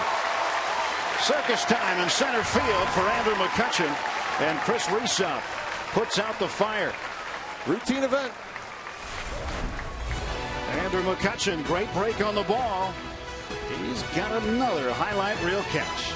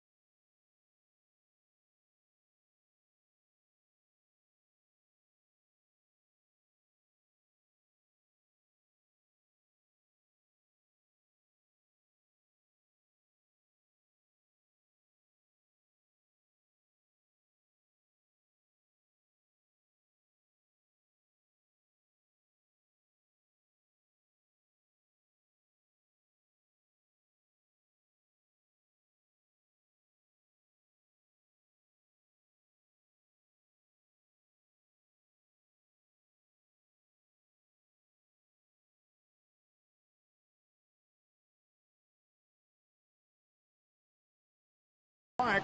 Gorgeous Sunday afternoon. There's a nice boat to be on. Our AT&T Mobility Trivia question: who was the last Pirates pitcher to hit a home run? Well, John, you and I were there. May 9th, 2009. It was Mother's Day at Citi Field. And Ronnie Cedeno lines one to the gap in right center field. That's going to get down and go to the wall. And Cedeno gets the first hit off Rick Porcello. Porcello had a no-hitter through 5. And Cedeno breaks it up with a double. Stay hot, Ronnie. Getting a pitch out over the plate. Driving it into the opposite gap. That's what you hope to do against the sinker baller. Get him up and take him the other way. Boy, and when he's swinging the bat, well, his head just doesn't move. And you see the jump off the bat. Ronnie Cedeno, not a big man, but he has big pop. And maybe we can get something going here. Get Paul Maholm off the hook. Xavier Paul hitting in the 9 spot for the pitcher Chris Resaw. Nobody out, runner at second. And the bunt. And this will easily get Cedeno to third base. Sacrifice, 1-3 goes the put out, and Cedeno now 90 feet away from cutting this lead in half. And, you know, is it a sacrifice? You know, Xavier Paul goes up there, and I think probably trying to get the ball bunted past the pitcher, Porcello. You know, but again, it's a good play. We talked about it last time Jose Tabata was at the plate with Andrew McCutchen on second and nobody out. You know, it's a win-win situation. You drop down a good bunt. It's first and third, nobody out.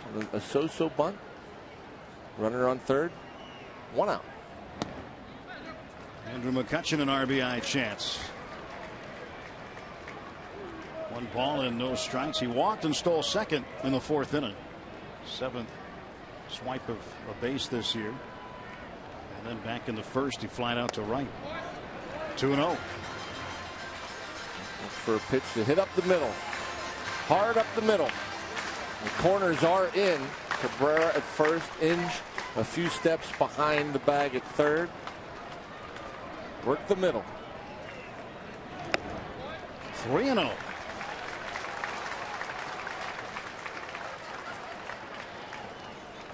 Andrew looking down at third base coach Nick Leyva to see if he has the green light or not. And he takes ball 4. A 4-pitch walk. And now runners at the corners. Porcello with the walk of McCutchen has put the tying run on base. Second time Kutch has walked today. Now Rick Knapp, the pitching coach for Detroit, will come out and have a word with Rick Porcello, 22-year-old right-hander. Pirates trying to get Paul Maholm off the hook now. Porcello has been very efficient through 5 1/3. He's only thrown 66 pitches, so plenty in the tank. But Knapp going out to talk to him here for a moment, get the bullpen active, give them some time to get heated up. Al Albuquerque, the right-hander, and Daniel Schlereth, the left-hander, warming up. Porcello, his first full season with the Tigers 2 years ago, won 14 games. That was the most in Tigers history by a pitcher who was 20 years of age or younger at the time. Tigers have a lot of history. But the Pirates trying to get after him here with 2 on and 1 out. Tabata pounds it into the ground, foul. And Jose's been trying to pull Porcello, and Porcello's been pounding him inside. 2 grounders to third. You don't want to see that here. Stay out of the double play. Up to 2 strikes. Look for something out over. Try to shoot that hole on the right side.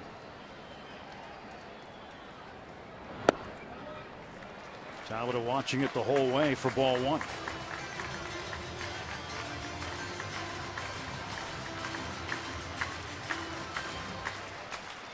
You see the Tigers defensively. Third base, Ronnie Cedeno, and over at first, the speedy Andrew McCutchen. The 1-1 to Tabata will wait.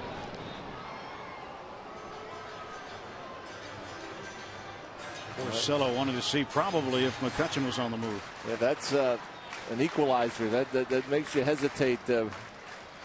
Think twice before taking off from first. Tabata toward the middle. There's one. There's two. And Rick Porcello escapes as Jose Tabata gets into an inning-ending double play. On to the 7th, 2-0 Tigers.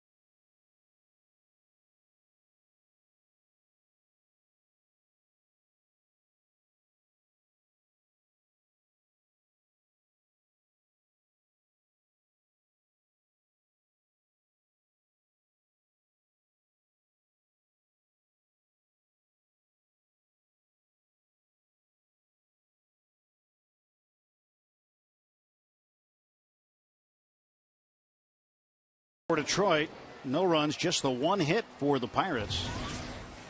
As we are here at PNC Park today, we invite you to join the Pirates Sunday, June 5th for the Pitch for Hope Women's Baseball Clinic. This clinic will instruct women on the proper fundamentals of baseball, including hitting, fielding, and base running. And after the clinic, guests will be treated to a private brunch. A portion of the proceeds benefit Glimmer of Hope. For tickets or for more information, call 1-800-BUY-BUCKS to find out about Pitch for Hope Women's Baseball Clinic coming up. Xavier Paul remains in the game. He will play left field, stays in the number 9 spot, and entering in the 2 spot in the order for Jose Tabata as part of the double switch is Daniel McCutchen. The right-hander will face his opposite number now, Rick Porcello, to start the inning. McCutchen's been nothing but good since being called up from AAA Indianapolis, throwing strikes for the most part. A lot of contact. Porcello, a little slow roller down to third. Throw by Pierce too late. Rick Porcello has 3 major league hits. All 3 have come against the Pirates in this ballpark. 2 in 2009, and now this one. Swinging bunt. And you'll see it here. Pitch outside off the end of the bat. The AGH cam just trickles some 25 feet from home plate. Nothing you can do there as a third baseman. Austin Jackson.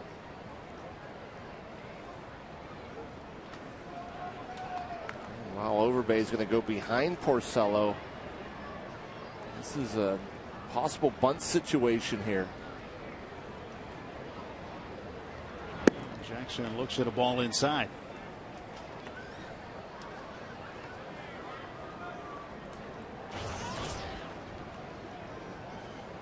Jackson is 0 for 3.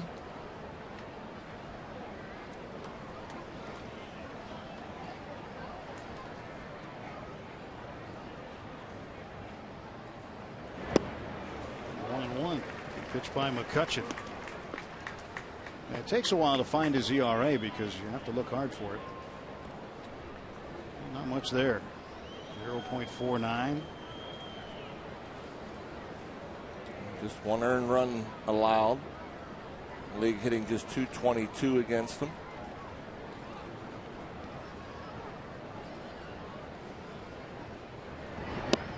And for Daniel McCutchen, talk about a tale of two cities for him. The end of spring training, notified he'd be going to AAA to start the season. Obviously a disappointment for a guy who was on the big league club for a lot of the year last year. Broke camp as the 5th starter in 2010. And then he's in Indy for just 2 days.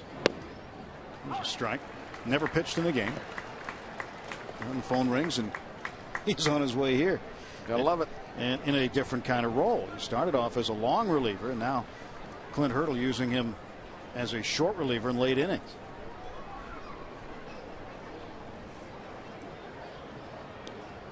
Two-two pitch. Jackson fouls it back. Clint Hurdle flip-flopping the roles of McCutchen and Resop primarily.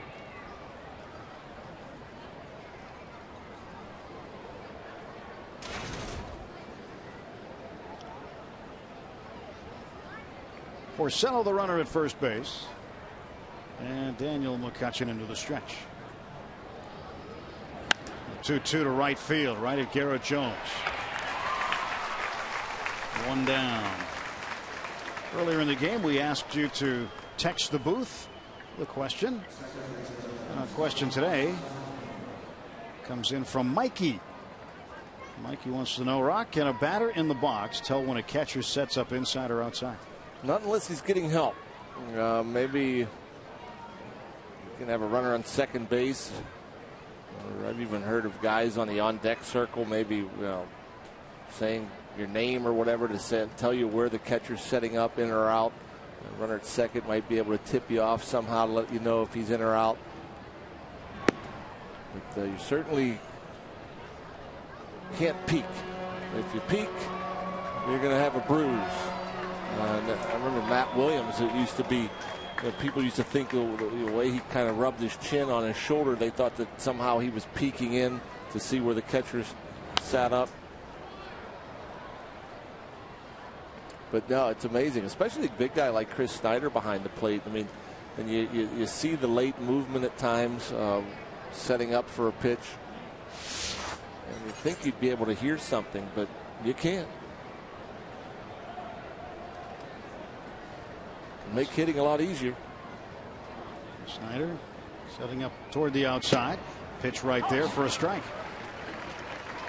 So got Sizemore behind 1 and 2. Take a look at the strike zone. It's paint. One of the no-nos of hitting. You don't look, see what the catcher's doing. It's when you're not looking. You can tell the pitcher to do something that'll help him out later. About the only thing that you could do as a hitter, or would know where the pitch could possibly be, in my mind, was that sometimes you'll see a catcher, they'll go tap their glove like right behind you to make it sound like he's inside. If you hear that, you know it's not going to be inside, typically.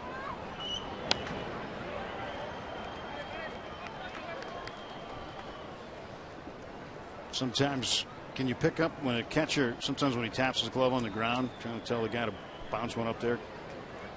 Is that something you can pick up? Not really. No, can't. You don't hear very much.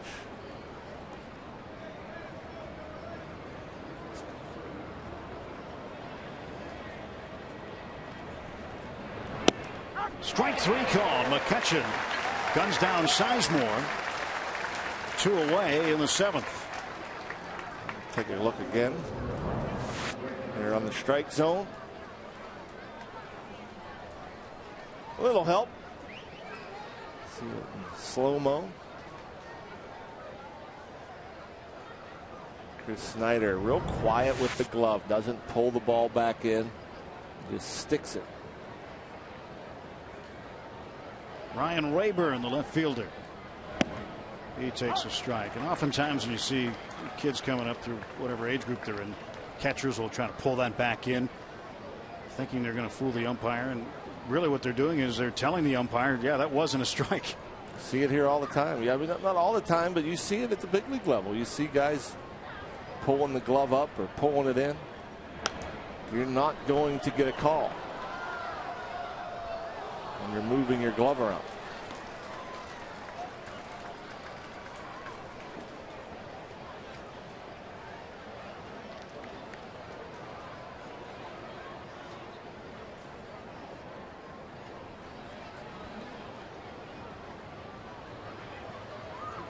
Porcello the runner at first after a leadoff infield single. McCutchen has been able to get Jackson to fly out. He struck out Sizemore. And that one a little bit low. Snyder wants an appeal. Mike Kuchlinski, the umpire there, says nope. That'll be ball one. Daniel McCutchen from Norman, Oklahoma, to the University of.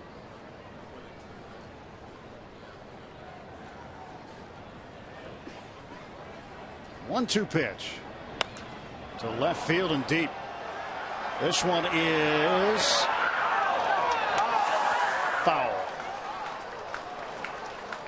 And a sigh of relief for McCutchen. Just a long strike.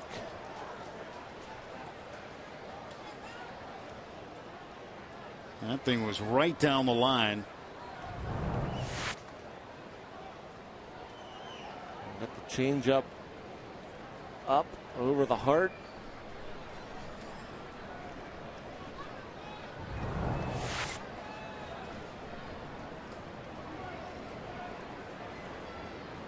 Rayburn was trying to will that ball to go more to the right, but it wouldn't have any of it.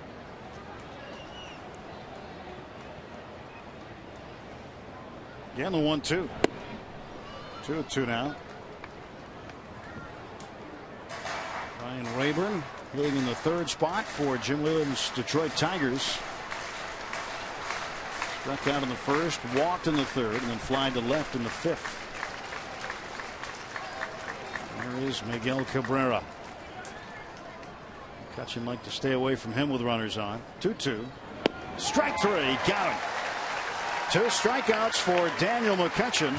And after giving up the infield single to Rick Porcello, he gets the Tigers in order. 1-2-3. So Ryan Rayburn swinging through this one. Good pitch, good location. Rayburn fans to end the top half of the seventh. It's stretch time here at PNC Park. Tigers leading it 2-0, and now we keep you here on this Sunday afternoon. And join public address announcer Tim DeBacco. Is Mike Luft. Mike is joined on the field by Lieutenant Colonel Arthur Sullenbarger. Colonel Sullenbarger has been a member of the Pennsylvania Air National Guard for over 27 years and recently returned home to Pittsburgh after a tour of duty in support of Operation Iraqi and Enduring Freedom.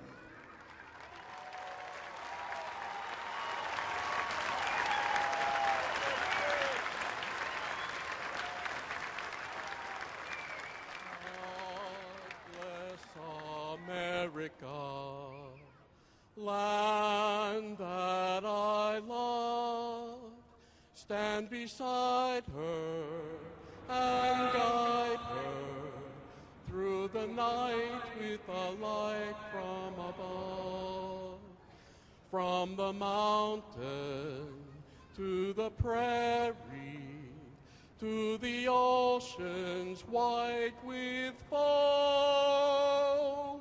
God bless America, my home, sweet home.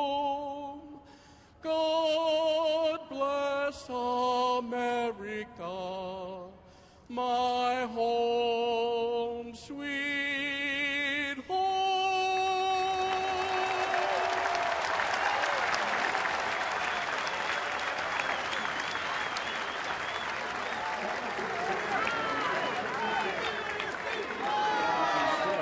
Join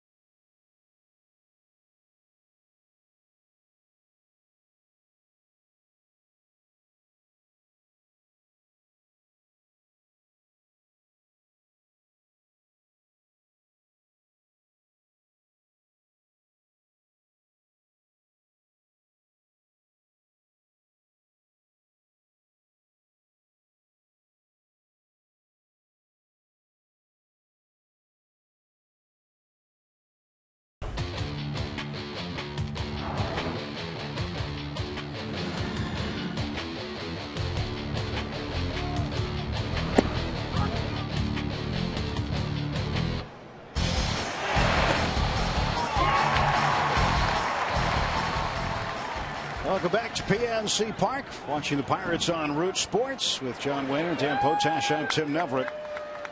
Garrett Jones leading off against Rick Porcello. He takes ball one. Porcello has been sensational this afternoon, giving up just the one hit. The 6th inning leadoff double to Ronnie Cedeno.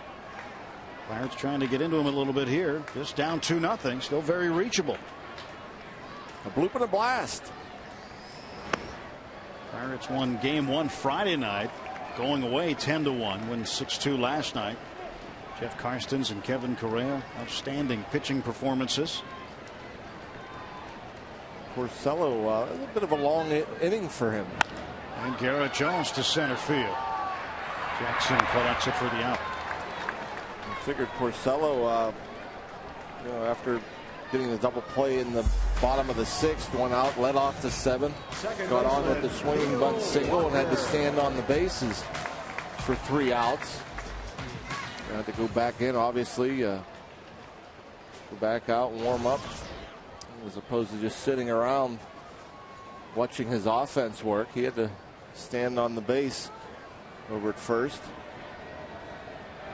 Neil Walker takes inside, ball 1. Walker is 0 for 2 today. Hit a bullet back to the mound in the 2nd inning that Porcello caught out of the air. That ball was headed for center field. This time he takes outside, 1-1. Right on the corner. Hasn't thrown many changeups. 1-0 pitch, a good changeup, good location. Walker up in the air to center field. It's Karen. Jackson to the track, makes the catch. Boy, Austin Jackson got a late break on that ball. I'm not sure he saw it right off the bat. He was able to recover, make the catch on the track, and quickly 2 away for the Pirates in the 7th.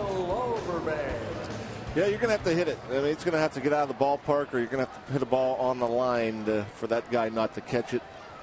Jackson with great speed, covers a lot of territory.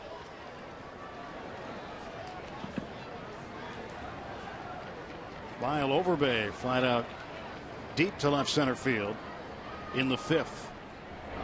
Ryan Rayburn made a great running catch on him deep in the gap. Would have been out of most ballparks, but not here. Very, very deep left center field area. Ryan Rayburn, as though he were running a fly pattern down the sideline. Yep. Just kept on running and running and running and made an over the shoulder catch. 0-1 pitch. And Overbay toward the middle. Johnny Peralta throws him out. 1-2-3 go the Bucks in the 7th. On to the 8th. Just an 8th pitch inning for Rick Porcello.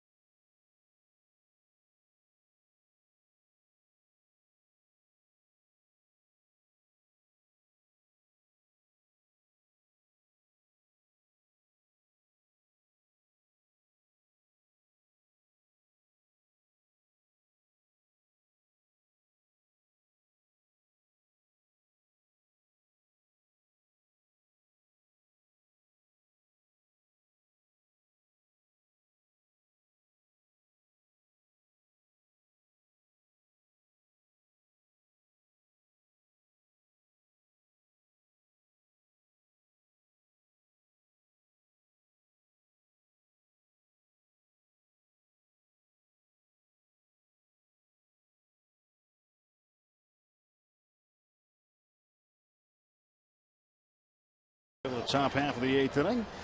Don't go anywhere. You'll miss Clint Hurdle's take on the game and what the players are saying from the field. Stick around, catch Pirates post game coming up following the conclusion of this ball game right here on Root Sports. Well, she's looking forward to it. So is he.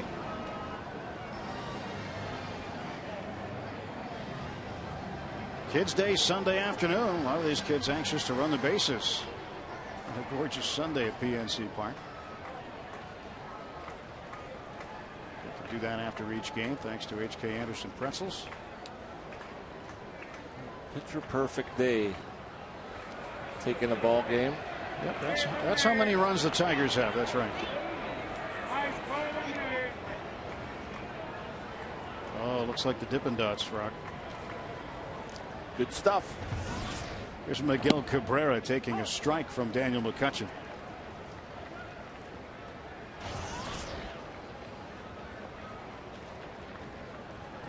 Nothing in one to Cabrera.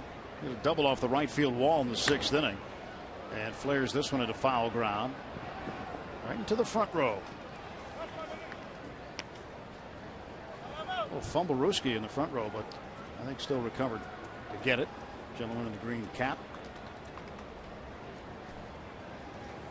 McCutchen ran one in there on Cabrera, tied him up.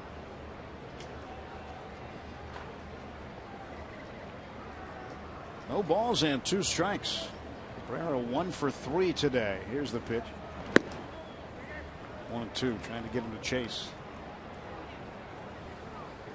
Well, Colorado had a 1-0 lead in that game with Milwaukee. Brewers have since put 3 up. They're at the top of the 6th inning. 3-1 Brewers. Houston leading Toronto 3-2, bottom of the 8th. St. Louis pounding Kansas City 7-1, top of the 5th. Cincinnati on the verge of being swept by Cleveland. Sent them reeling. 9-4. Tribe with the lead over the Reds. Bottom of the 7th.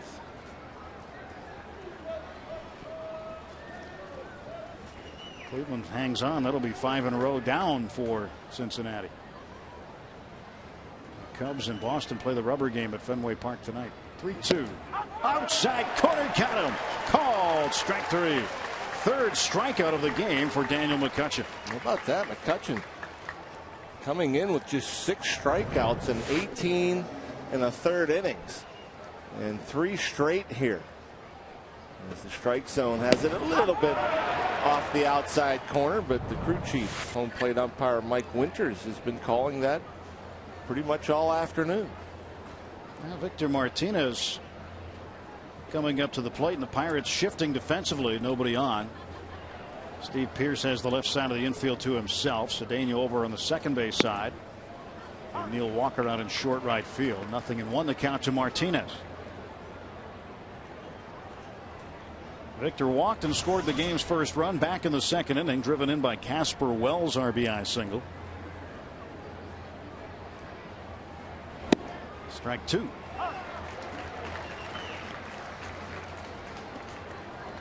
Daniel McCutchen not fooling around here this afternoon. And one of those guys you love to play behind. He works fast, throws strikes. Typically you'll get a lot of action, although that hasn't been the case through 1 1/3.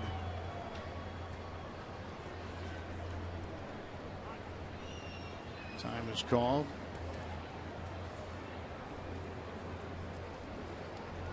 Victor Martinez looks out on the field and see where he might find an opening. He's hit 6 balls to the left side this year safely. Maybe tried to go that way and struck out. 4 strikeouts for McCutchen. So 2 men out now in the top of the 8th inning. Time for a Coors Light cold hard blast. And it came back in the 4th inning. Paul Maholm dealing to Johnny Peralta. And he drilled it. Peralta with his 7th home run of the year. It's our cold hard blast brought to you by Coors Light, the world's most refreshing beer. Strike called on Peralta. Could it be 5 in a row? Daniel McCutchen. He's working on it. Up and in, 1 ball, 1 strike. Daniel McCutchen has turned out to be a weapon out of the bullpen. 1-1 pitch. This one up in the air to left. Xavier Paul circles around it. And a 1-2-3. Top of the 8th for Daniel McCutchen. Pierce, Snyder, and Cedeno due up for the Bucks. Pirates down 2-0.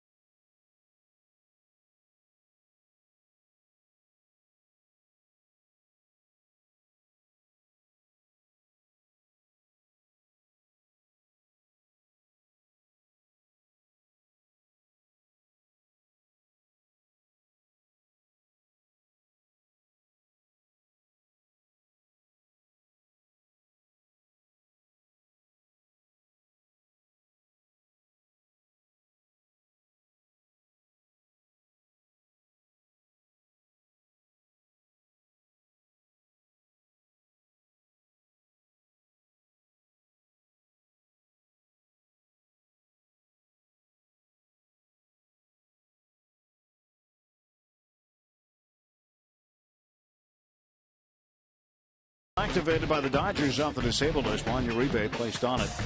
As Dribble Cabrera for the Cleveland Indians. Finish it in a moment here as Pierce pops to center.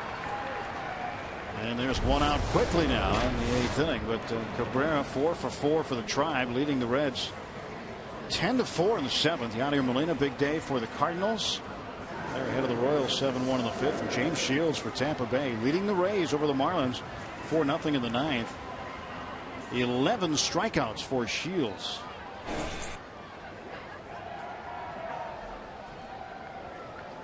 The Pirates trying to generate some offense. The only hit off Cedeno in the 6th, and Rick Porcello has been dealing today. Somehow, some way, as see if we can get a couple of runners on, get Andrew McCutchen up in this inning. It's only 2 runs.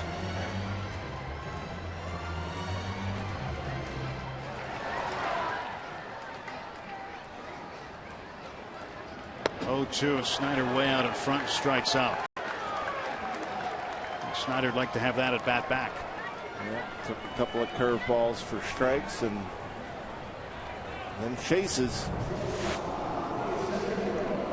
See the curveball. Just his 3rd strikeout. Porcello deals a strike to Cedeno. Ronnie 1 for 2. He struck out swinging back in the 3rd.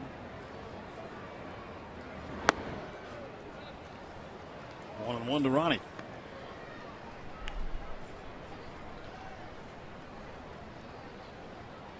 Two outs. 1-1 pitch popped up.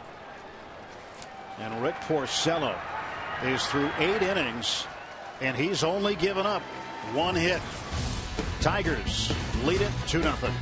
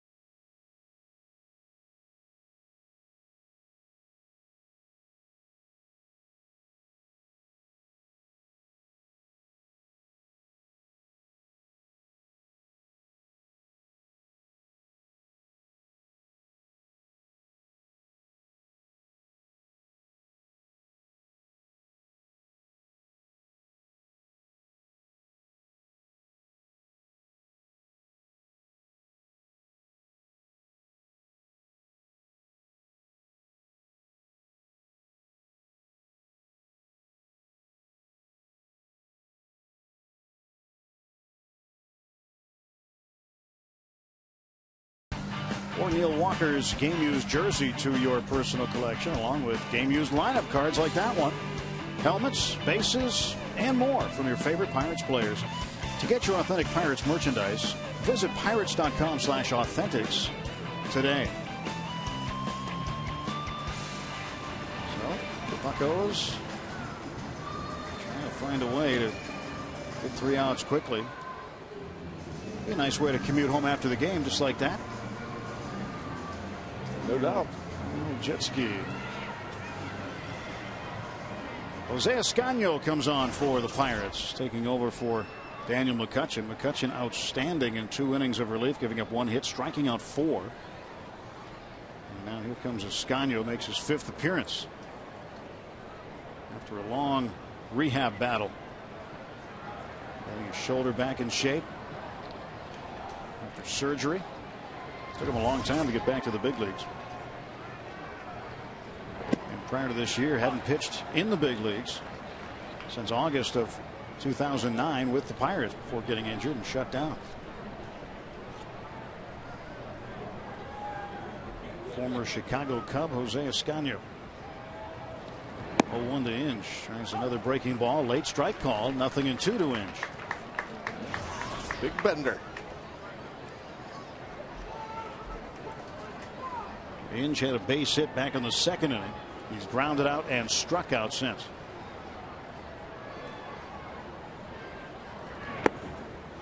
One and 2. Brandon Inge, Casper Wells.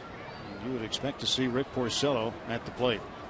Pirates pitching coach Ray Searage continues to work with his bullpen. 1-2. It's 2-2.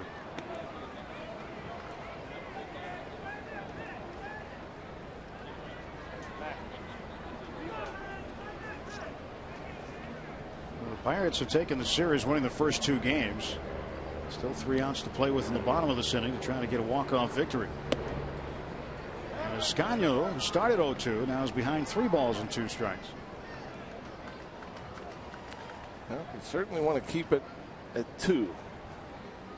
Whether or not Porcello comes out for the 9th, we'll have to wait and see. He does not have a complete game in his career. Closer Valverde warming up in the Detroit bullpen. Well, you know Jim Leyland pretty well. What do you think? Porcello coming out or not? Well, I don't think Valverde would be getting hot right now if Porcello was going to stay in. But we'll have to wait and see. We'll know in a moment. 3-2 up in the air to center field. And Andrew McCutchen opens up the back pocket. 1 away.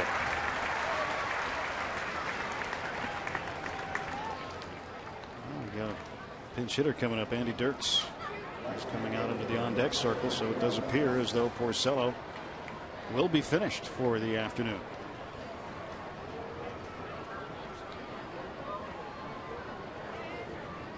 The 22-year-old pitched a masterful game this afternoon.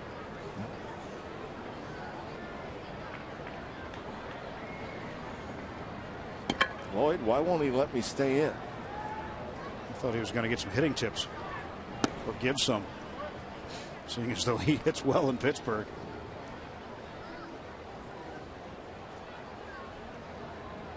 Casper Wells drove in the first run of the game back in the 2nd inning.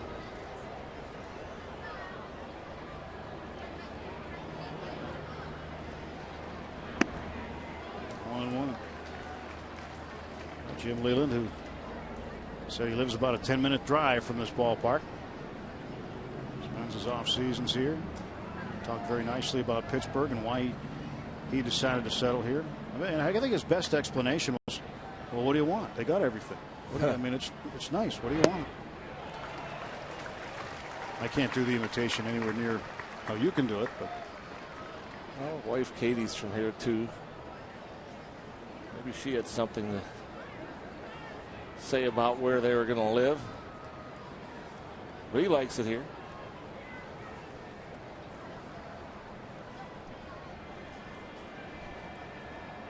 Clint likes it here too. 1-2. Missed. 2 balls and 2 strikes. Just uncanny though. Paul Maholm. I mean, why is there always that guy, that one guy that doesn't get much run support? Seems like it's every year. Paul Maholm pitched well again this afternoon. Bucks unable to score. Need a late rally in the 9th. Foul ball down 3rd. Well, Paul has the 3rd lowest run support in Major League Baseball for any pitcher. A little over 2 runs a game, and that'll go down unless the Pirates, well, it'll go down anyway because while he was in the game, they didn't get any runs for him. Only 14 runs of support while Paul was in a game all season, and that's through 10 appearances. It's amazing. His only win came on the 25th of April here against the Nationals.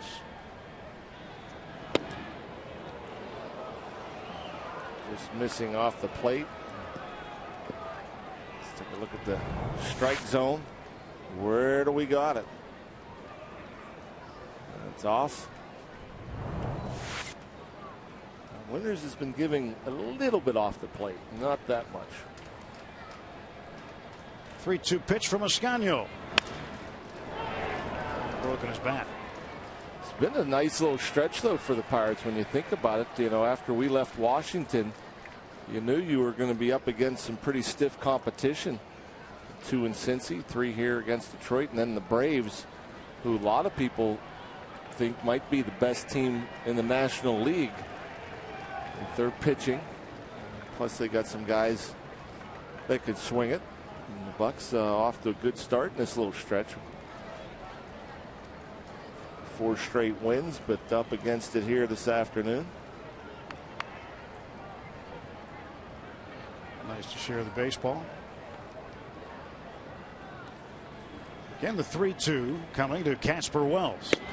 And he walked it. 1-out walk issued to Wells.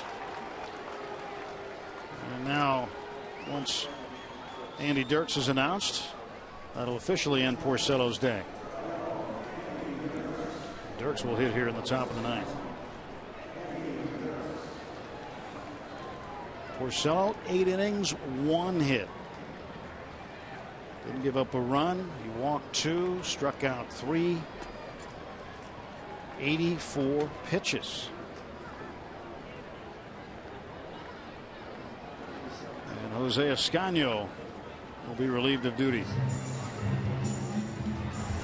Pitching change at PNC Park. Here comes former Duquesne Duke, Joe Beimel.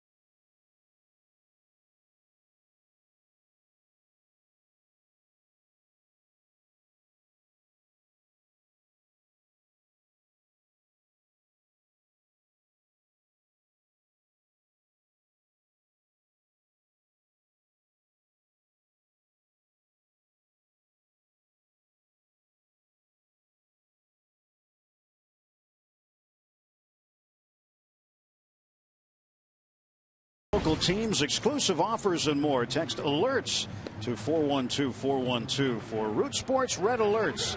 Message and data rates may apply. What did we do before phones, Brock? Talked less. Yeah, we talk less now.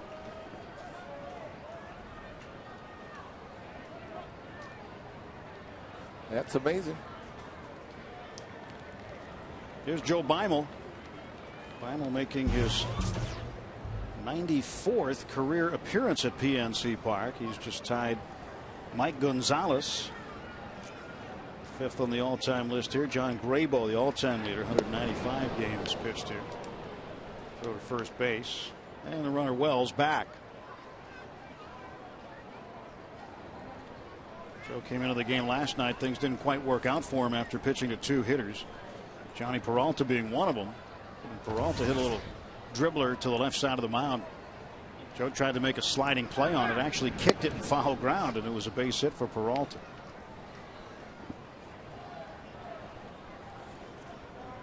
And then Alex Avila, the catcher, came up, got a base hit. And Quinn Hurdle came up and got Joe Beimel. Joel Hanrahan came in, finished things up in the 9th. Got a save out of it. Andy Dirks takes the strike. Joe really likes him. Good young player. Started in left field the last 2 nights. Tigers think he can be a pretty good ball player.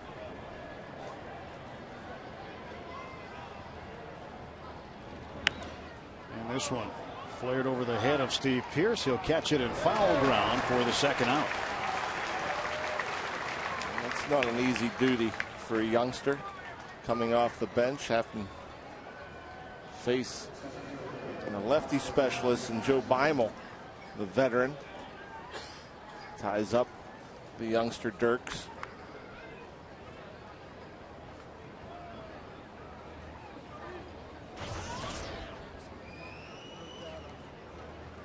Austin Jackson 0 for 4. Jackson had a tough night last night, going 0 for 5 and ended the game on a double play ball. And this was after hitting in 12 straight. So that's the way the 12-game hitting streak ends. His career long. He hits into a game-ending double play. And he's 0 for 4. So 0 for his last 10 going back to the 8th inning on Friday night. He struck out. Up in the air down the right field line. A run for Garrett Jones. And he'll make the catch in foul ground. Pirates need some hits. Need 2 runs to extend this ball game. Xavier Paul will lead off. Andrew McCutchen will follow. 2-0 Detroit.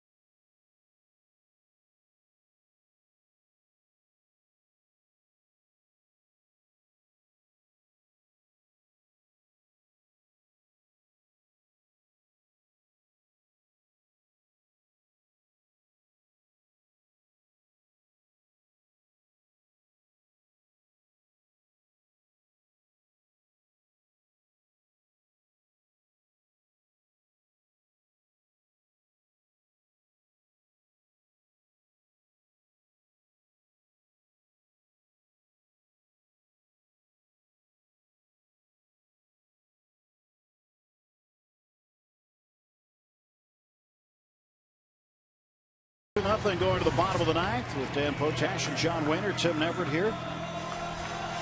Jose Valverde is the new pitcher, and in the 8th inning Friday night, the Pirates got to him for 3 runs. Will Walker ended up hitting a 3-run home run. That was lights out at that point. 4 times the Pirates have won in their last at bat this season, hoping to do it again here today. The starter Rick Porcello one hit the Pirates through 8 innings. He is out of the ball game, and now the very flamboyant closer, Jose Valverde, is in. Maybe the Pirates are happy about Porcello being gone. Obviously, couldn't do a whole lot off of him. Only a couple of balls hit hard, really, off of Porcello. But this guy, pretty good here. Jose Valverde, hard-throwing closer. Also has a nasty split-fingered fastball that he'll throw at any time, any count. A lot of movement that he can control.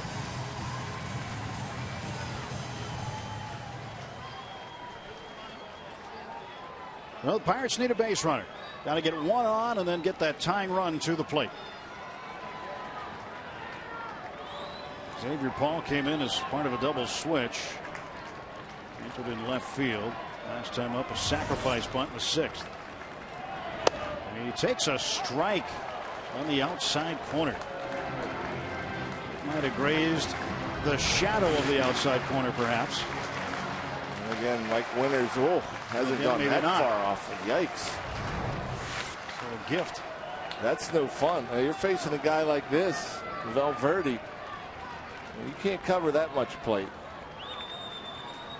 Valverde twists and now delivers.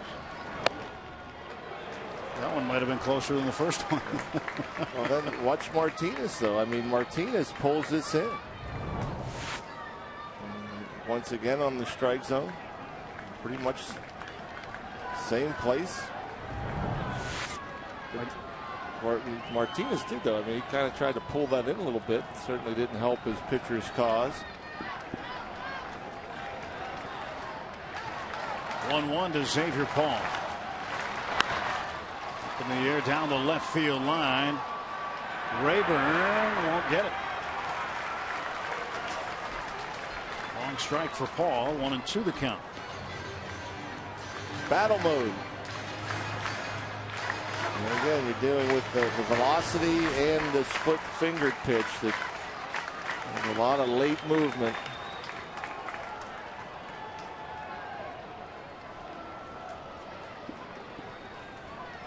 Andrew McCutchen on deck.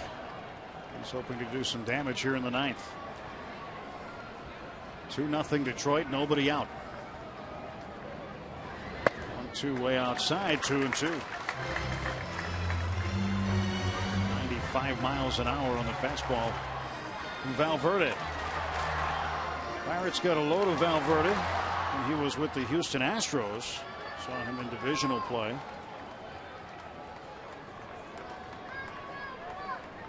Spent a lot of time with the Arizona Diamondbacks. This year, second year with Detroit. Last year had 26 saves and 60 appearances. And Paul rips one to right field, a base hit.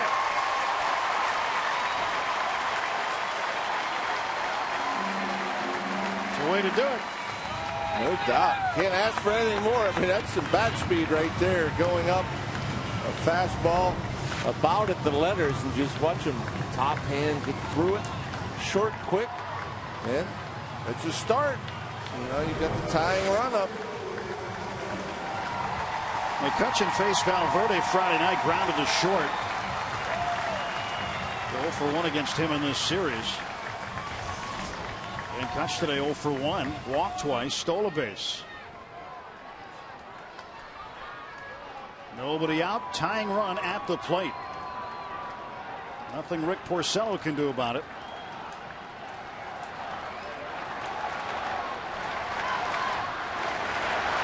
More than 25,000 on hand here today, chanting "Let's go Bucks."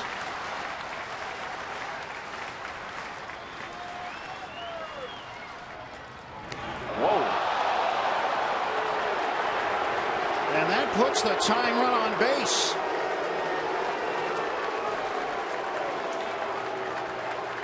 Pirates with 2 on and nobody out.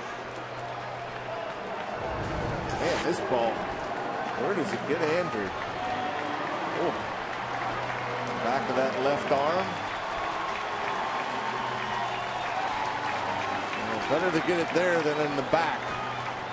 But hey, Jim Leyland's going to go out and talk to his closer. As the Pirates, for the first time this afternoon, get 2 runners aboard in the same inning. Actually, the second time they did it again. They also did it in the 6th. They had first and third before a double play ball by Jose Tabata.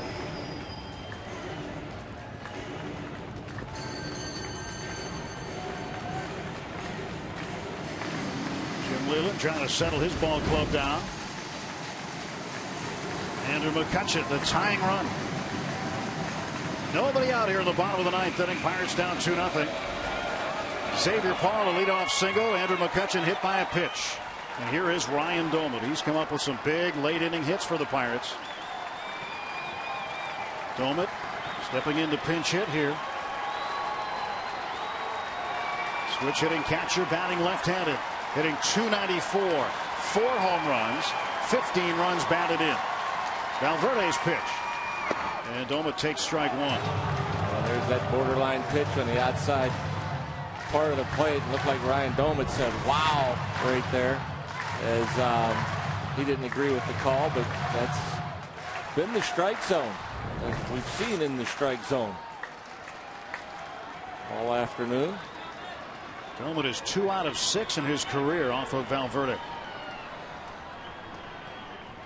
0-1 foul back. 0-2 to Ryan.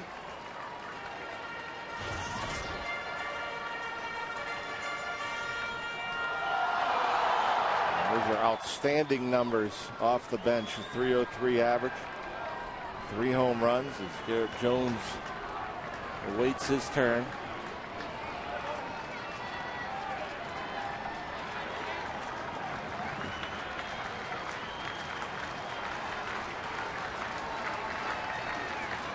The 0-2 to Doman. Struck him out.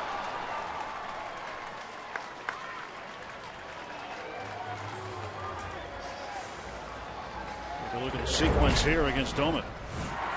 On the strike zone, Valverde gets a call on the first one. Doman looked like he was right on the 0-1 fastball, then the split. The nasty late movement. Hoping to get ahead, or to get in a good hitter's count rather, against Valverde. He gets ahead. You're in trouble.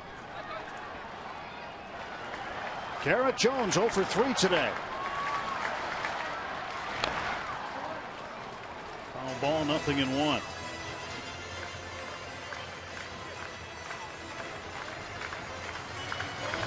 Garrett Jones could do some damage with one mighty swing here. Detroit got their outfield back, playing against the double, trying to keep a ball from going to the wall that would score 2. The first baseman Cabrera also hugging the line over there at first.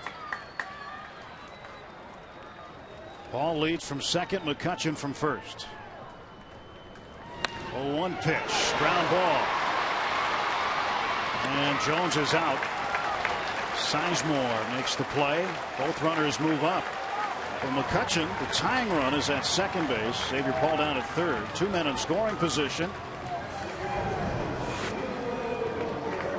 Just didn't quite get enough of it. Hit it okay, a little off the end of the bat.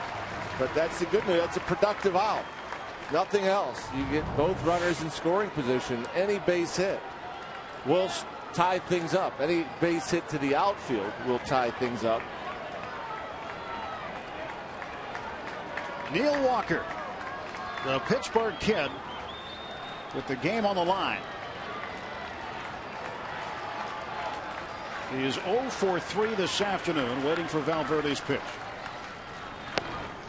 And a strike call.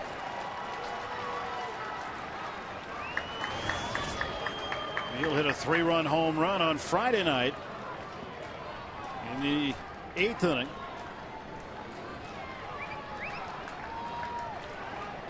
What can he do here? Pirates down to their final out this afternoon.